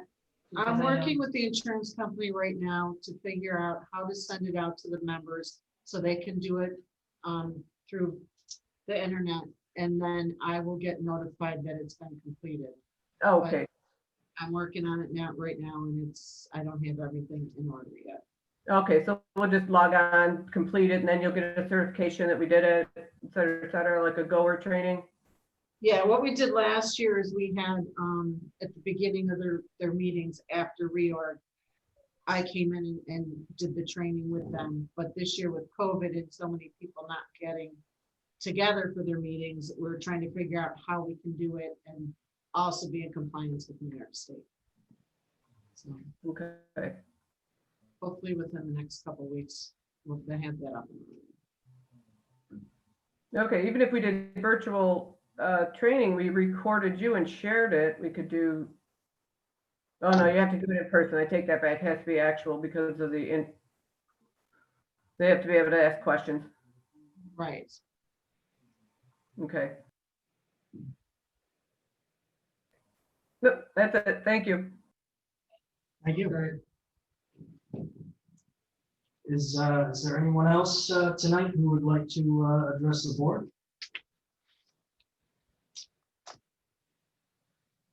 Final call? There's some chat. Well, Brad, is that anyone? That's me. Okay, all right. I told the public what we're up to. Okay, okay, Recess and stuff like that. That's it. okay. Make a motion to close the suspension of rules for public participation. Second. All in favor? Aye. Okay, we'll get right into reports and resolutions. I make a motion to approve resolutions number 1 and number 2 as they appear on the agenda. Second. All in favor? Aye. Resolution number 3 is hiring a new senior account clerk typist. So resolve that Corey Joss of 67 Hillside Avenue, Cheektowaga, is hereby appointed full-time, 35 hours per week as a senior account clerk typist at a rate of $16.48 an hour with a start date of November 2nd, 2020. This is an Erie County Civil Service position, so Ms. Joss is hired provisionally until the time this exam is given and she meets the requirements of Erie County Civil Service. Second. All in favor? Aye. And just for the record, this is, this would be a front office position, and the last person who sat in that position, how long has Julie been gone? It was a year in July. Year in July, so this is the replacement for that position. Okay, resolution number 4, resolved to adopt local law number 12 of 2020 to amend chapter 89 streets and sidewalks to authorize the safe operation of bicycles on village sidewalks. Second. All in favor? Aye. Okay, and the resolution number 5 is for the fire department. Whereas the village administrator advertised for sealed bids for the purchase of a magnetic vehicle exhaust system. Whereas bids were opened publicly at 3:30 p.m. on Tuesday, October 26, 2020. And whereas 2 bids were received for this equipment, but 1 bid was rejected due to not meeting the specs in several areas. Now therefore be it resolved that the bid for the purchase of a magnetic vehicle exhaust system is hereby awarded to Air Cleaning Systems of Latham, New York for their bid of $89,992, which will be funded through an AFG FEMA grant. Let me just, it was not Tuesday, October 26th, it was Tuesday, October 6th. Okay, thank you. So make that correction. The date was, the bids were open was Tuesday, October 6th of 2020. Correction noted. Who will second that? I'll second. Okay, all in favor? Aye. Okay, resolution number 6, resolve the change order number 2 for D&H Paving LLC for additional street striping of fog lines on Oak Road from Main to Park and Glen Avenue from Mill to Reese for project number 840 is hereby approved in the amount of $6,325. Second. All in favor? Aye. Can make a motion to go off agenda for the following resolution. Second. All in favor? Aye. Resolve that change order number 1 for Weaver Metal and Roofing for additional work needed during the replacement of the DPW roof is hereby approved in the amount of $4,792.10. And my understanding is that this involves some further work around the skylights on the roof. Replacement, okay, so that's what that is for. So who will second that? Second. All in favor? Aye. I'll make a motion to go back onto the agenda. Second. Thank you. And all in favor? Aye. Okay, and so those are my resolutions, reports. I would just encourage everyone to get out and vote. So we will, it's fast approaching, and we'll be meeting after that date on November 9th. So don't forget to vote early, vote in person, just get out and vote. And we have the last weekend of the farmers market is this Saturday. And it should be pretty festive around the village. Looks like the WBA is doing an event. Correct. And I don't know if you have that, if you want to post that up, what they shared today. So it looks like they have a full agenda for the day. And I know we have some youth and rec and arts and culture doing some tables at the farmers market. Looks like it's the gonna be a weather's, decent day. it's gonna be 52, yeah, 52 and sunny, so it'll be a great day. Oh, village trick or treating. So that will be Saturday evening from 6 to 8 p.m. And we just encourage, if you're interested in participating and you feel comfortable and safe enough to do so, you put your porch light on. And if you don't feel comfortable and safe, you certainly don't have to turn your porch light on. And we just ask you to, be safe when you're out there Saturday night. What else is going on this week? And I guess that's it for me to report. So I will go ahead and turn things over to Trustee Torre. Okay, now this is the appointment of Pete Warren to, did you want to do Piazza first? Yeah, I sorry. just didn't have any resolutions for Basil. I'm sorry. Do you have any report? I have no resolution, and I've already talked about what I wanted to mention, so I pass it on. All right, sorry about that. Now for her reports, resolutions, is Trustee Torre. Yes, we're here to discuss Peter Warren, who is on the Glen Park Joint Board Committee, but it was unfortunately his term had ended, and we now have to reappoint him to the Glen Park Joint Board until June 30th, 2023. Second. All in favor? Aye. When did he become a village appointment? I thought he was always a town appointment. When he moved to the. When he moved to the village. Oh, He was at Lane Springs, and then he Yeah. moved to Columbia. there you go. Okay. And he's also our chairman. Yeah. Yeah, it's good to have. Okay, any reports, anything else you want to discuss? No. All right, so Trustee Yates is not here, so Trustee Etu for your reports and resolutions. I have neither. Staff reports, Community Development Director decreased. Hold on 1 second. I'm getting a sheet. Okay. Sorry, didn't mean to interrupt.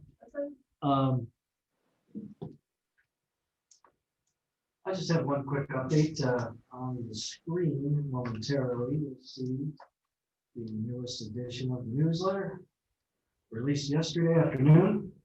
Looks Very good. little skin. Nice job. Thank you. And it's got everything we need to know about this week's festivities, including trick or treating, as well as the full program for Saturday's Village of Williamsville Halloween, sponsored by the Arts and Culture and Youth and Rec Committees. So you have all the details there. All you have to do is either subscribe by going to receive our news updates and entering your email address, or you can, if you don't want to subscribe, which is your prerogative, that's fine. I won't be mad or hurt, but you can just go to connect using the notifications and then scroll over to newsletter and you will find all of them. That's all I have. Could you, so the other thing we did today is we dedicated new signs over the nature play area. And Keith, I know you put a quick video up on that, but There is a new, maybe you can show it, a new entranceway to the nature play area, Yes. which looks absolutely beautiful. Ben just did a great job with those locust logs, and Kelly's husband, Brian Bullis, did the sign. And then the artist was Nicole Sherry for the 2 ground signs that are now mounted. So there's a picture of the entranceway now. Did you take pictures of the ground signs?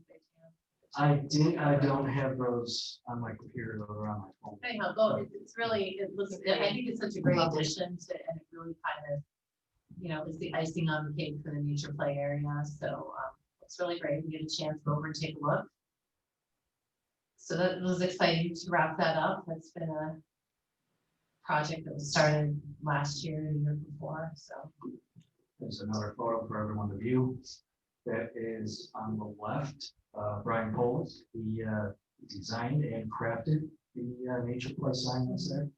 And the other ones, which are down more near the nature play area itself, over here where I have the arrow, those were designed by Nicole Sherry, just as damage. And those were the ones you all recall, we had discussed about the quotes, and she had given us a couple, we had some input about the design of the children that were on there, you know, and so forth. So she made the changes, and I think they turned out really fabulous. So take a look. Good news for today. Okay, Deputy Treasurer Pasco, any reports? Nothing. Administrator Kindred? Nothing. Crew Chief Millenden, do you have anything else to report other than it's leaf season in the village? You stole my thunder. Oh, okay. There's gotta be some. Do not put your leaves in the street. Or your sticks on your leaves. That's the good one too. That's all I have. Thank you. Okay. Thanks, Ben. Attorney Greco? Go. Greco? Sorry, couldn't hit the mute, unmute. I have nothing to report. Thank you. Great, I think that covers everyone. I don't, we don't have anything for executive session this evening, so I will make a motion to adjourn the meeting. Second. All in favor? Aye. Okay, so let's get back in where we left off with work session with Ms. Torrey. Okay. Placement of street sign, thank you, where else you got? Yes, the replacement of street signs that did go to traffic and safety, and they told me to send it to the DPW, and which I did, and Ben commented that it would be nice to have a list of which signs they were. Of course, we don't know here the ones that are missing letters or halfway down. So we all agreed to keep an eye out and make a list. So anybody who does see a street sign that's not legible or is falling over, you can send it to me and I'll make a list and then send it to Ben. So that's fine. So, but wherever you are driving and you see a, you know, where there's a letter missing, I know that Pasadena is missing a few letters, for sure. There's only one so far, but keep your eyes open, and that's that. And we discussed the Knoll Nature Center work prior to the roof, right? Yep. That's gonna be for the hopefully, CBD. Yep. CBD. and Probably in the spring. probably, that's gonna happen in the spring now. Most likely, Most I likely. can't see them doing the roof. We would be able to get, yeah, Okay. so we get it out. But then we have to be, The plans and then get it out to bid and all that stuff. I would assume it'd be over. then we have to be especially careful with any water leakage and ice So, formation. so DPW is gonna do the gutters. No, we're gonna wait. See, now we're gonna wait though. Yeah. Oh. I know, so you know, I hate using salt in a nature play area. Because of the ice formation. Well, the salt would just be around the perimeter of the pavilion. That's I what wish we had something else we could use we use instead. the fans. Can we use Ben? Okay, I guess it begs the question, is the park pavilion open or closed during the winter? Well, How people can are you gonna close use it? it. Yeah, you can't close it really unless we saran wrap it. And the same question for all of our parks then, for all of our pavilions and all the pathways in the parks. So I think what Ben's getting at is that, you know, we've had residents who in the past have said, you know, it's icy at one part, and we actually did put some signs up that winter conditions may apply here or something to that effect, because it's virtually impossible for us to maintain every sidewalk, every path, every ounce of snow and ice that accumulates on every, we can't do that. Barely keep up with the cycle. Right. You barely keep up with the Oh, cycle. yeah, so I guess, park users would have to use caution in the pavilion area, just as though they would if they're walking down the path at Park.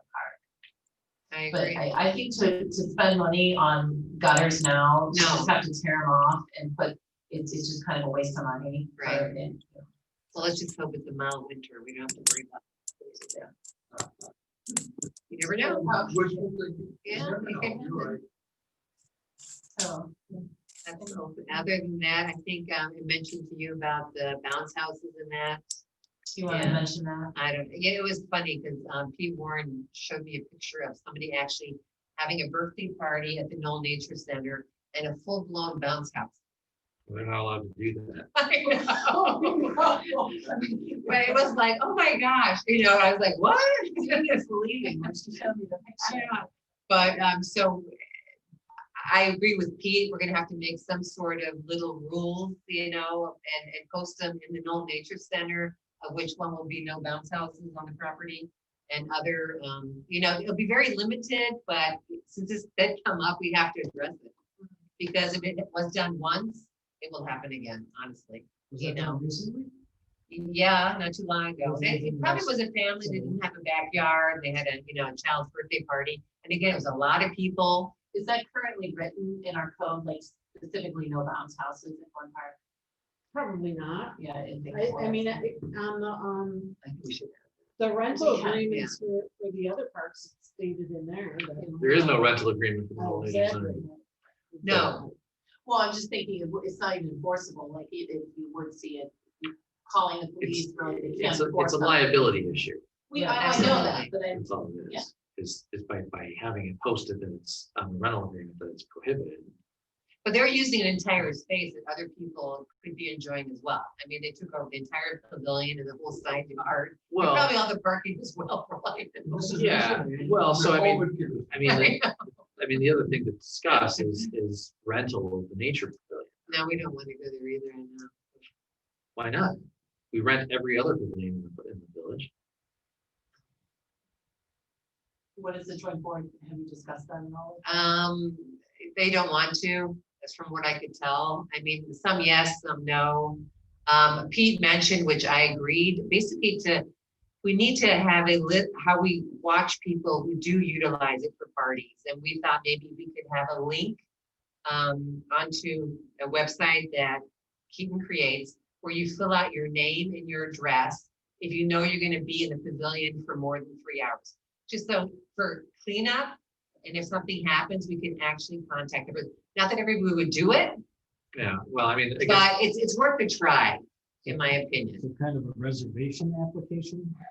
Well, why, how is that different than just having a rental agreement?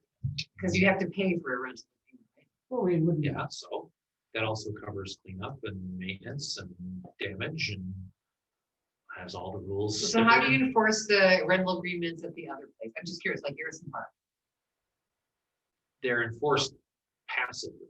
So like, the point is that that person is granted, they apply for Garrison Park for, 2 to 4 on Saturday, right?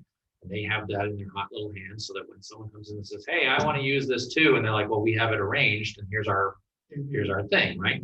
The other thing is that we now know who they are. And if they set the place on fire, we know how to find them, right? If they don't clean up after themselves, we know how to find them. And there's also, just general wear and tear, and it helps to offset the cost of maintenance on these things, right?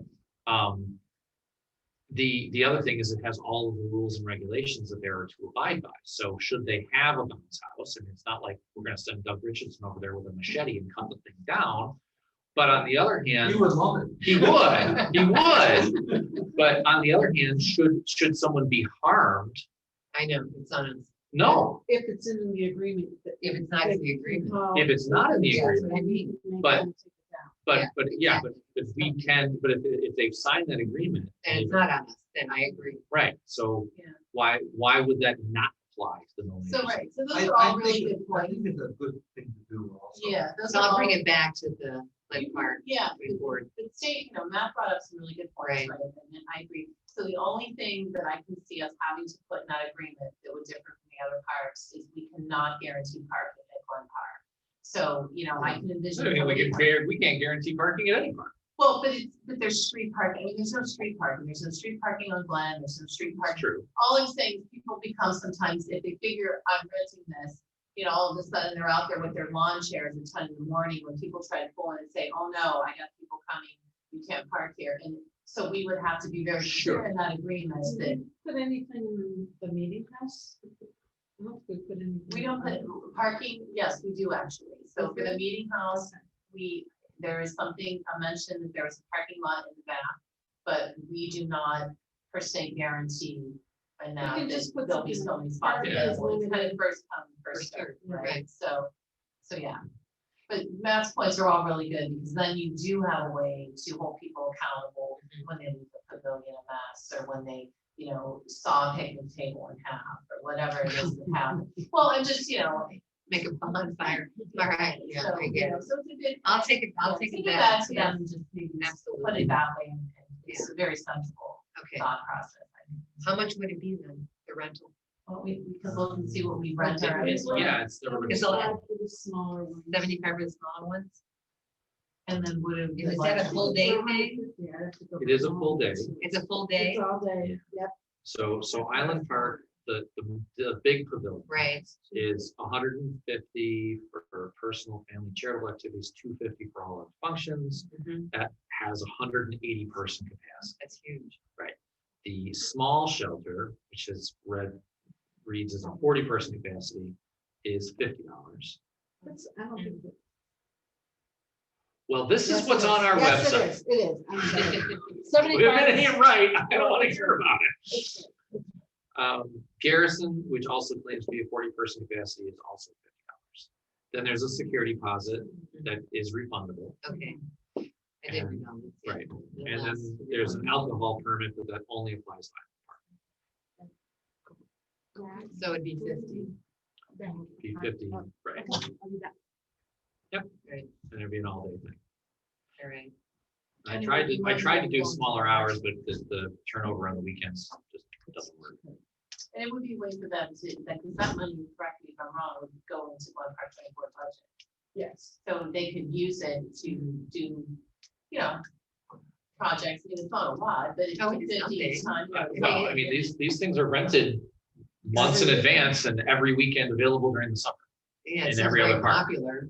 This So I one mean, right now. that's, that's $600 or so, Yeah. 12 weeks.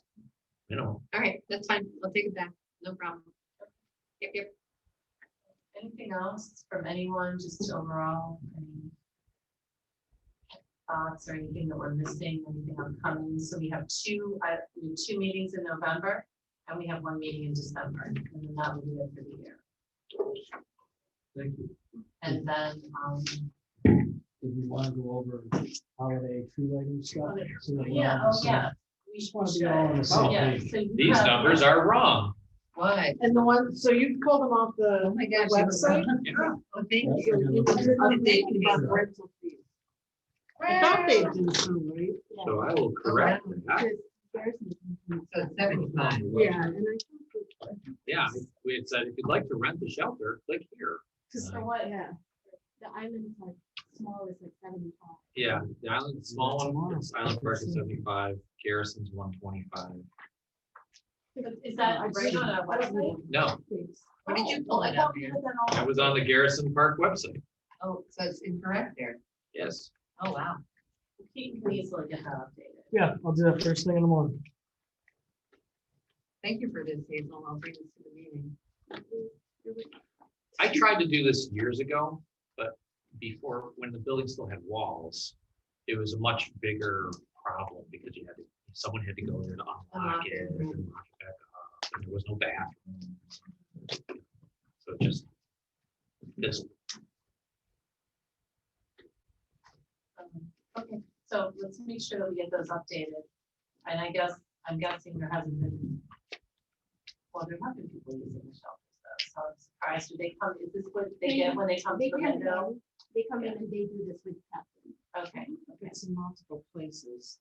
It says Because right we in had here, that with no something else, it was non-stop right in one place and wrong in another. Yeah, so this specifically, I was at the Garrison Park website where it says for information about renting the Garrison Park shelter, click that here. one wasn't, That updated, could but I be think the cool. main one was where we have, Right?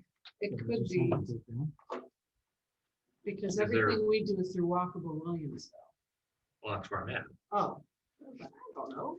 Well, I guess what I would say should be done is that the click here link, instead of downloading the PDF, should just take you to the rentals page. Yeah, because it brings up Island Park shelter rental. So that's just a bad link. Yeah, we haven't had any problems with anybody coming in and saying, yeah. So I'll just delete that line right now because that is old and outdated. Call it done. Okay, okay, so let's talk a few minutes because it is gonna be here before we know it, the holiday tree lighting, village decorating, all things holidays. And then Keith, do you want to touch base on the murals as well? Or Sure, do you yeah. think we kind of covered? Yeah, covered I some think of we that? covered most of it. Mhm. If you want, I can kind of give a little wrap up. Yeah, that's fine. Okay, I do have dimensions of both the sites, so maybe we can share those with arts and culture. Okay. Just to, and you can share with the one part, just if we're doing a call for artists, so you'll have an idea. of those parts. Okay, so holidays. Okay, so we've had a lot of different viewpoints on it. But the one thing that all the viewpoints have in common is we definitely need to tweak this year, and we definitely need some type of social distancing. And the majority of the viewpoints from the board have been that we should possibly even just light the tree with, big ceremony, just light it, get it going, and kind of go from there. So I guess just Ben and I are just kind of looking for some direction on what needs to get done. Ben, if I'm correct, you need, well, it will be about 3.5 weeks from now. We'll be starting to get ready and decorating the village, correct? We need to be done in about that time. Okay, so let's just go through what you're doing. You're putting up, you're taking down the Amherst Symphony banners and you're putting up all of the decorations on the poles on Main Street. Correct? You are putting lights up and candy canes in Candy Cane Lane. Yes. Okay, you are decorating the tree out front of Village Hall. In the same manner it has been done the last 2 years, yes. Okay, I have one request on that. Could we just go back to stringing the lights around the tree? And as opposed to doing them around the tree, and then I know you had them going kind of in, from the top. They've been done vertically for the last 2 years because to string them around the tree and get an effective light on the tree, it overwhelms the boughs on the tree. Oh, okay, so, right, it's not saying it's too much weight on that type of a pine tree, the boughs, and it like. Yeah, it's not your perfect, quote unquote pine, or, Christmas tree, if you will, as people like to refer to them. It's just really the most efficient and safest way to get the illumination that I think is impactful. Okay. If you're okay with just the spirals around, it's not gonna be as bright. And it's not gonna be as even. Does the board have a thought on that one way or another? Well, we have a limitation of the tree itself. Mhm. Whatever it is, it is. Well, I just think. We've it's- effectively, eliminated the limitations of the tree by create that artificial triangular cone shape. I kind of agree with Eileen. I prefer the not seeing the wires during the daytime. Even if that means that it's not as Perfect. perfect or bright at night. Yeah. Well, that's what we, All right. that's. Yeah. Just maybe making, I guess, going back old school, you know, just taking it back to a simpler, harkening back to the simpler days of old when trees were unevenly decorated. Get all dizzy going around them. Okay. Okay, so could we change it up this year and just go that route? We'll do the best we can. All right. Yeah. And then what about, or what are your thoughts on the bridge over to Island Park and the trees in Island Park? Since No. we're not really doing a gathering over there? No. The next thing that will be lit is the bridge on Main Street. We will do bows on all of the lights on Spring Street. Okay. We'll And do bows on the signs in. And wrap the trunks of the trees on Island Park. I was gonna forego doing the lights in the pavilion unless you guys want those. No, I don't think so. No lights in the pavilion.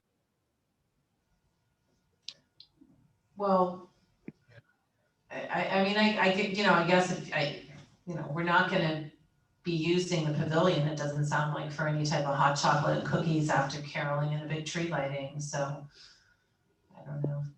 I wouldn't do it just for this season because of COVID. Mhm. You'll have kids hanging out there because the lights are on at night. I would avoid it this year, unfortunately. Well, for that matter, do you even want to bother with doing the light trunks, the tree trunks on the way into Island Park? It's only an aesthetic thing, you see it from a distance. It's up to you guys. You tell me. Well, because the park is closed at night, correct? Island Park closes at night, so you're They're really. all closed at night, but everybody uses them at night anyway. And walks by them, and that was the original intent of the LA of lights down the walkway. When you walk down Main Street, it's kind of draws your eyes and said, hey, that's kind of neat. Okay. But we don't have to do it. I mean, I'm fine with that. I like the lights. I don't want to lose the festive nature of the season just because, we're not allowed to be in a group. Yeah, exactly. And you know what? People still walk down there, and it's just a nice effect. Yeah, I mean, it's not like we're asking them to do extra work. I mean, Right, that's fine. Yeah, okay. Again, that's all part of the normal hubbub that we do. Okay. And then that is about it. If something happens and you get behind, or somebody in your crew gets COVID and you're out for a couple weeks, all I'm saying is at the bottom of the list then would be the tree trunks in Island Park. All right.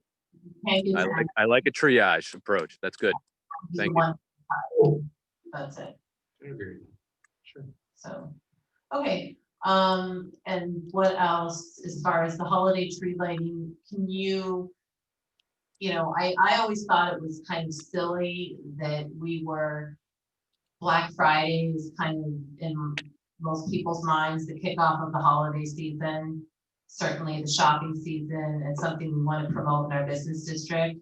So my thought is, if you can get the tree out front and all the lights going, they should be lit for that Friday morning for the start of that Black Friday, Okay. as opposed to waiting until the first Saturday in December, which is what we typically do. Which I'm not looking at a calendar, but that's about 3.5 weeks, right? Right. Yeah. Friday the 27th. 27th. Black Friday, right? Yes, I did check, Ben, last year, I had a photo from the day that Kevin was working on it. So Yep. It was the Thursday before Thanksgiving that he was working on the big tree. Yeah. So, we got again, the triage approach here is leaves first and Christmas second. Yeah. And I think the reason it's always been the following week, because they shop local weekends. And so that's when, because WBA would have stuff going on that day. Well, my point is that we're not doing the tree lighting, so we're not keeping the tree dark until December 5th for the tree lighting. So my point is that you can get the tree decorated and get things ready to turn on. Why not fire it up that Friday after Thanksgiving? Because, quite honestly, it's just going to be just that this year. We're just gonna fire the tree up. We're not gonna have a candle lighting and caroling and all the other stuff we've had. So I think if we have it ready to go, we should just light it up, because in my mind, it will enhance anybody who comes into the village for that holiday weekend, which is a very big weekend for people to come back and visit the village. And hopefully it's a big weekend for our shops and restaurants as well. So let's just light it up and have it, going, as opposed to sitting in the dark. That's all. Yeah, yep, absolutely. And then we're not gonna do anything that big event that weekend. Yeah, what I was thinking, if we weren't gonna do a big event, given the board our limitations due to COVID, I thought maybe doing some sort of social media-esque thing, kind of on the same arena as what you mentioned, kind of a, hey, here's our decorations. This is us lit this year. Show us what you have at your house. Send us pictures of Just what, send pictures. I like that. hashtag it, send us pictures of your house.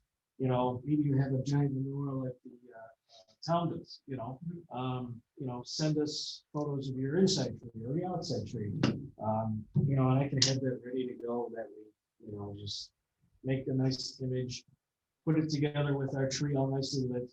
And, maybe there'll be some snow on the ground by then.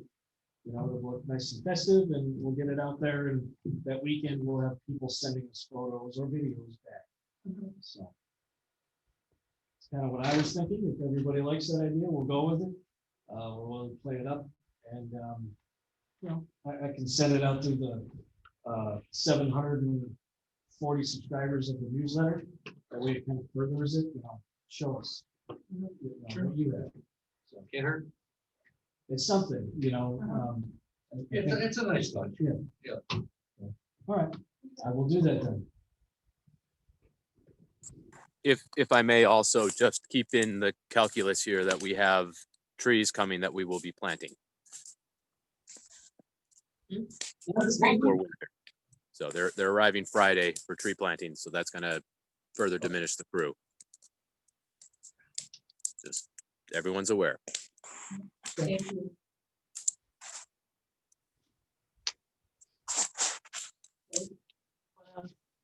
That's it for the tree lighting. There was talk of maybe doing a market, but that's on. That's So. we'll leave that to the co-op. Yeah. That'd be great. Um, Okay, so then that sounds like it'll just be pretty low key and it's still very festive. Exactly, yeah. There'll be something, I'm sure the WBA will pick up the pace and, kind of do similar what they're doing for Halloween. They've already talked about maybe having Santa roam from business to business, instead of having him stationary where he, talks with children. They can't sit on his lap this year, of course, like the tradition, but, they'll find a way. And, More than Macy's doing. So. yeah, so they'll find a way, and, if they need any of our resources, like our holiday backdrop that we bought a couple of years ago, they're ready in their form. That's all on that front. Touching very quickly on the mural. Eileen, Deb, and I met last week about the possibility of having an additional 2 murals in the village. And as Eileen mentioned, this contest would be, open to the public, sent out so that we get some student submissions, adult submissions. We want people from all over the area to, submit photos of their work. The idea is that the project would begin in the spring. I could make an application that could be done online on a website, and then they could just apply. They could send in photos of their work that way. Eileen also suggested that, you know, if we get down to a specific number, like let's say we have 50 applications, we narrow it down to 5, we could always bring in those artists and do a quick little interview with them if they want to bring in their works. So I guess that would depend on, you know, how many people we get. Yeah, You know, you could also do it as a You public. want to include in there what they would charge, if they're gonna charge anything at all? well, that's one thing that we mentioned is that the village would look to pay for the supplies, but this would be done pro bono. All right. To the artists. I don't know how to, yeah, okay. Yeah, it's a contest. Right. Look at recognition. Yeah. You know, Yeah. it'll They be, still might want to do it. yeah. Oh, Oh, absolutely. absolutely. You're loving it. Artists, you Out have there. the opportunity to put your artwork on a very public place, why would, you know? That's great. You're there for life. Right. which is- You could even do it as like the public gets a vote kind of thing, you pare it down to 5, and you put like Yeah. a representative piece from each of the 5 on there and say like, which one do you like best kind of thing. Then, you know, you can get a little bit of a straw poll from the general public saying, I really like that person's work. you know, Yeah, that can be done online as well. Yeah, absolutely. Some of the other aspects were possibly start ramping up and getting this going by early winter. Really want to, you know, get the residents involved and have their participation somehow, whether it's them voting or, you know, helping us solicit, you know, sharing on Facebook, whatever. So we really want this to be something fun and new, you know. And this last one, this first one, I should say, on the Village Hall wall, really kind of put us on the map, literally, the mural map. Step Up Buffalo has an actual section of their site where they have murals and they actually have dots. So you can go to different places if you want on Saturday, Sunday, or any day of the week, go looking at murals in all the communities in the area. So. And they it's added good. ours to that? Yeah. They did. Oh, nice. Yeah. So. It's my wife and daughter's been on Sunday. Yeah, I There you go. did see that one day. It's a lot of fun. Oh my God, these artists out there. They combined it with getting milkshakes too. Every time they stop. Like weddings. Oh, yeah. There's Yeah. there's a lot of. Yeah, so there's a big draw for us to get another mural. If Deb and Eileen driving it, we'll get it going. It'll be fun. Anybody else have any input on this, Basil, or on that? Well, no, I think the idea of going it out there is see what volunteers you got. Yeah, you should probably send it out to see if Chris, who did this mural, and it's a relatively small community of artists. Yeah. He can, once you're going live with it, he can share it around to, you know, the regular peeps that do this kind of stuff. I know a guy who's done one of them too. So. Oh, I didn't mention the locations. Sorry. One location would be, obviously, as we mentioned earlier, the PW wall. Where Facing south. Facing South Lawn. Exactly, yeah. The one that right now has the Has the woods. Department of Public Works and the P is missing, I believe. Not that bad. You're still Faded or under something. traction. I can't remember what it was. But, and then the other one was something that I didn't mention, which would be the sides of the wall, the remainder of the wall, no meters. On the, Outside, yes. If on you the park, outside, you're looking at it. yes. So like if you are walking down, let's say, the path that leads to. To the left of the nature place sign, Exactly. you know, that whole wall. Yeah. So what I did is I took measurement and dimensions of all the little, it's not one straight wall, there's a real big wall and then there's like smaller cut ins. Right. And I just knocked out all the measurements and. Isn't that split face block though? It would be a really good base for that. Yeah, yeah, it's doable. Yes, it is. Here, all wet. What was that, Ben? It is a split face block. Really hard to mural on split face block. Well, it's gotta be some kind of creative. I think so. Well, I will say that it has been a discussion forever that the mural that even going back to Carolyn Schlifke when she was a trustee, has always envisioned the back wall of Island Park Pavilion as a mural location. It's just always been painted white and they never had a mural. So if, for example, the Knoll Nature Building was deemed unpaintable by your artist or something, that's a suitable alternative. Why do you think it isn't? I'm curious. Because it's a split-faced block, and it's irregular and it's a porous surface. So it's going to be very, very difficult to actually get an even coating of paint. And more importantly, it's going to be very difficult for that paint to stick to it because it's basically just nooks and crannies and air holes and stuff like that. So the way it's made is that they actually cast two blocks simultaneously and then crack them in half. So you get the inside structure of the block. Unlike brick, which is fire cast and hardened on the outside face. This is not. Right, so there's not a certain paint you can use as a base paint that would. There might be. I'm not a paint expert. I'm not a coatings expert, but I would not be surprised. That could be something that maybe we can reach out to Ponkowski for some guidance on that, because he would know, maybe be able to say yes or no. Right Yeah, away. he would know for sure. So, but if that brings up a really good point about Diamond Park, he just really in desperate need of some type of company. That's probably be an option. It's just like it was, and like I say, it was always intended to happen. Mhm. So even if it's not, I'm going to do it again. Well, if we're putting together a contest, You can though, do all three. let's just put it out for all. Yes, thank you. Yeah, let's not, why wait? Let's just do Carolyn these Schultz things. would be so happy. Yeah. Yes, well, to be frank, we have a couple of plans for the pavilion. We want to, dress it up a little bit, give it a fresh coat of paint, amend the side of it and everything. And then when it was all done, my head was to rename it the Schlifke Pavilion. Because it's her building. She's the one who got it up there. Oh, my goodness. She's put in how many decades of service to the village? 50 something. Right. Yeah, I think so. Yeah, I spoke to her just recently. She's amazing.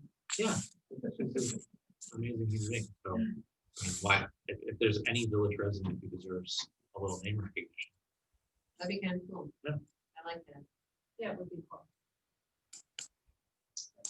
All right, so we'll work on 3 pavilions, or 3 areas, 3 paint areas, but we could talk to Chris ahead of time. We could probably look at That'd be great. He wanted to. Yeah, so we were shooting to roll this out January 1. For the kind of spring. For the right. spring, so have January, February, and March, 3 months to kind of get through everything. And by April 1, have the artist chosen and ready to put. Don't lose it.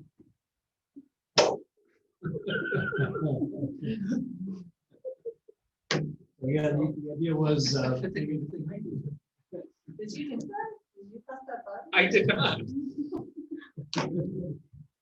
I just shifted my weight. Gee. yeah, the idea was maybe about 6 weeks or so for the contest to be out there in the community and to receive everything. With the deadline somewhere around midway February, and then we get, a month or so to review everything and talk to the winning artists, artists, I guess you could say. He had a slogan for the new year. Remember, what was it? Man, I didn't write it down. Remember the slogan he had? Yeah. You did. Somebody And new just year. Paint your, can't remember. Can't remember. Canvas, what we put on your. It's the new year. It's a new. Yeah. I'm gonna have to have like Oh, you 2 did more right. cups of coffee, and then I'll remember. I know, yeah. Yeah, Ready. paint your Good morning, canvas. right? Yeah, right? a new beginning and a new whatever. Yeah, I'll remember it. Yeah, it was a rhyme. You did, yeah. I'll Shame remember on it. Oh, you're I should've wrote listening it to down. you. No, you weren't. We were listening to you. Well, thank you. Keaton doesn't even remember it, and he said it. so. Yeah, I should have wrote it We had a down. lot of ideas flowing in that meeting, so it's kind of a lot of, Okay, anything else before we wrap up? That's all I have. See everyone in 2 weeks at our November 9th meeting. Okay. Oh, the parking, right, No, parking. So the parking ban goes into effect November 2nd, Should be first. November 1st. Do we want to move that out then? What are your thoughts? That is about the worst luck you could ever ask for. Uh, Uh-oh. Yeah, Because by all means. Well, I mean, I guess the key is, it's enforcing it, right? I mean, we could put a statement saying we move it out to whatever date we choose, but it really is just a phone call to APD to let them know, hey, we're not enforcing the parking ban until snow starts, right? I see a snow removal is coming Friday. Yeah, they did mention that. The parking ban's not in effect yet. Right, so it can't stick. I think they mean in Southtown. Yeah, I mean, we have this conversation, I feel like every year, so I think we're just gonna leave it as it is, right? And obviously, if there's no snow, there's no need to enforce it. Correct. So if we don't get snow until November 30th, it really doesn't matter if people are parking on the street until then, because we Right. need not park there so we can get the snow plows down, so. I think you're best just to leave it as is. Okay, thank you. I think so too. All right. Before we move on or adjourn, I did receive just now a question from Christine Hunt. She wondered if the village could earmark some of the COVID-19 CARES funding for the murals as an aesthetic enhancement for the mental health of the community.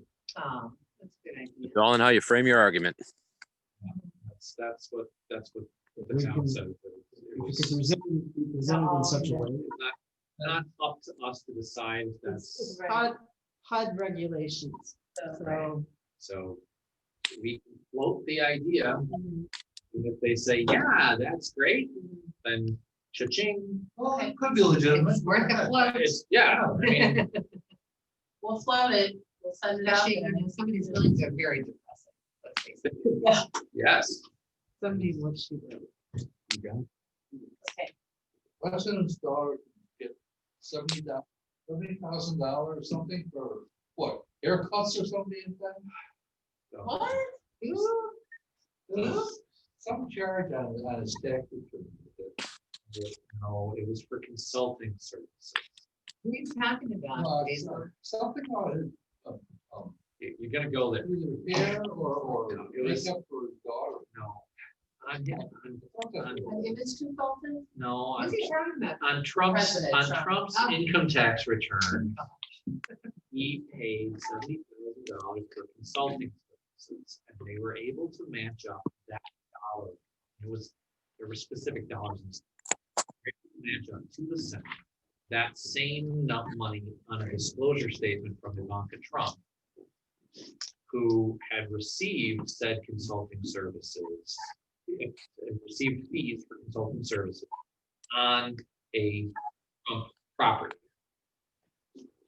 Now, that in and of itself is fine, except that she was also the CEO of that property, so was already drawing a salary from it. And so then why was she then double dipping as a consultant and all this stuff, and like greater minds than money try to ferret that out. We'll let Well, the federal government tax- take care of tax that. code is full of stuff right there. Well, He's not exactly, the only one that does that kind of stuff. exactly. All But these- I don't all get these to do it. millionaires I do Well, your last name is, Exactly, exactly right. I'll hire her for consultant services when she's 18. all right, anything else? Okay, all right, so we'll see everyone in 2 weeks. Yes. See you tomorrow morning. Yes, Yeah. 9 o'clock. I will be there unless something comes up, and if it does, I'll text you then. I will join you if I have a. Okay, I'll be there, Ben. sounds good. You. I'll bring my camera. What is the, actually, not to belabor this, but What is the status of the utility work on Natalia's site? Oh, all of the utility work Sure. for, I believe that they are done. So then we should have a new electrical service and a new gas service. And a Yeah, we new- certainly should. Well, that We was. don't. So, but we don't.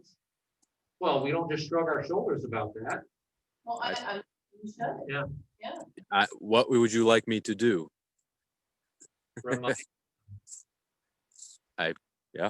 I mean, I don't know if Chip is still on the line. I don't believe that the land swap agreement was enforceable.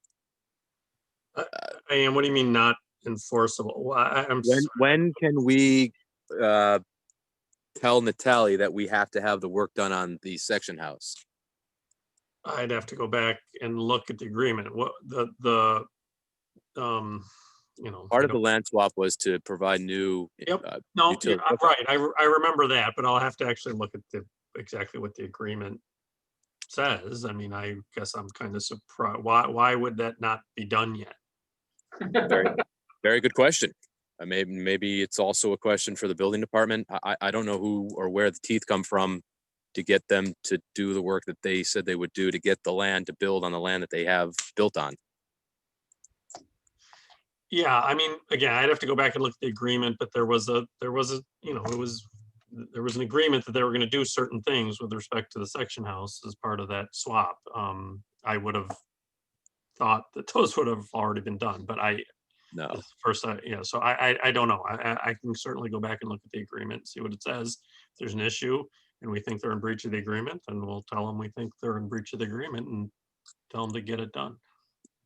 But yeah, I think that they are absolutely, but I don't know what the provisions are. So let's try to find out what that is so that we can get the junk out of the basement and make sure the power works and so on and so forth.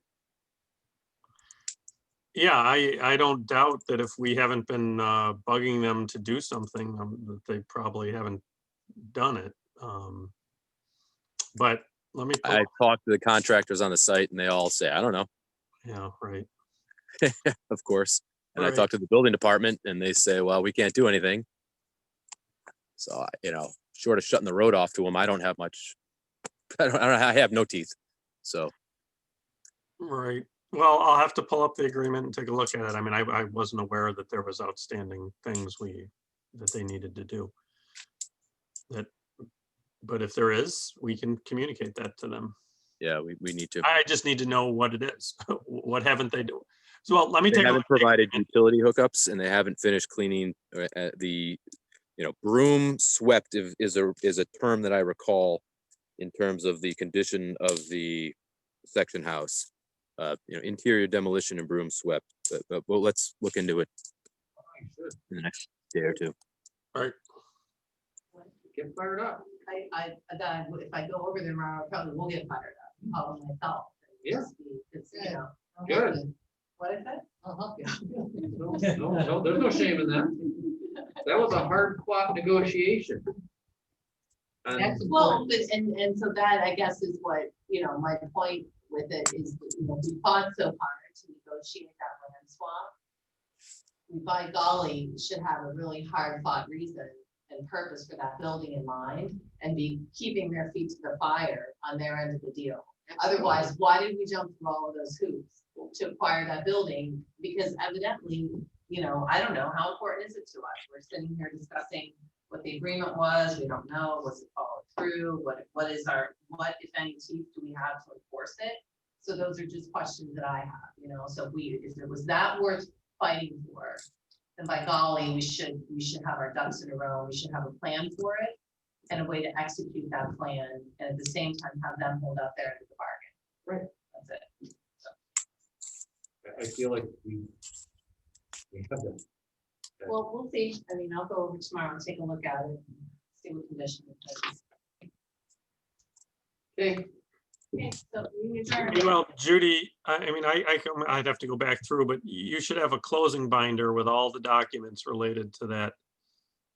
I'm sure there's, So maybe just to make sure that we've got the final executed agreement If you could pull out that closing binder, that would be helpful. All right, well, thanks, everyone. Thank you, everybody. Good night. Good night. Bye. This is good. Not even-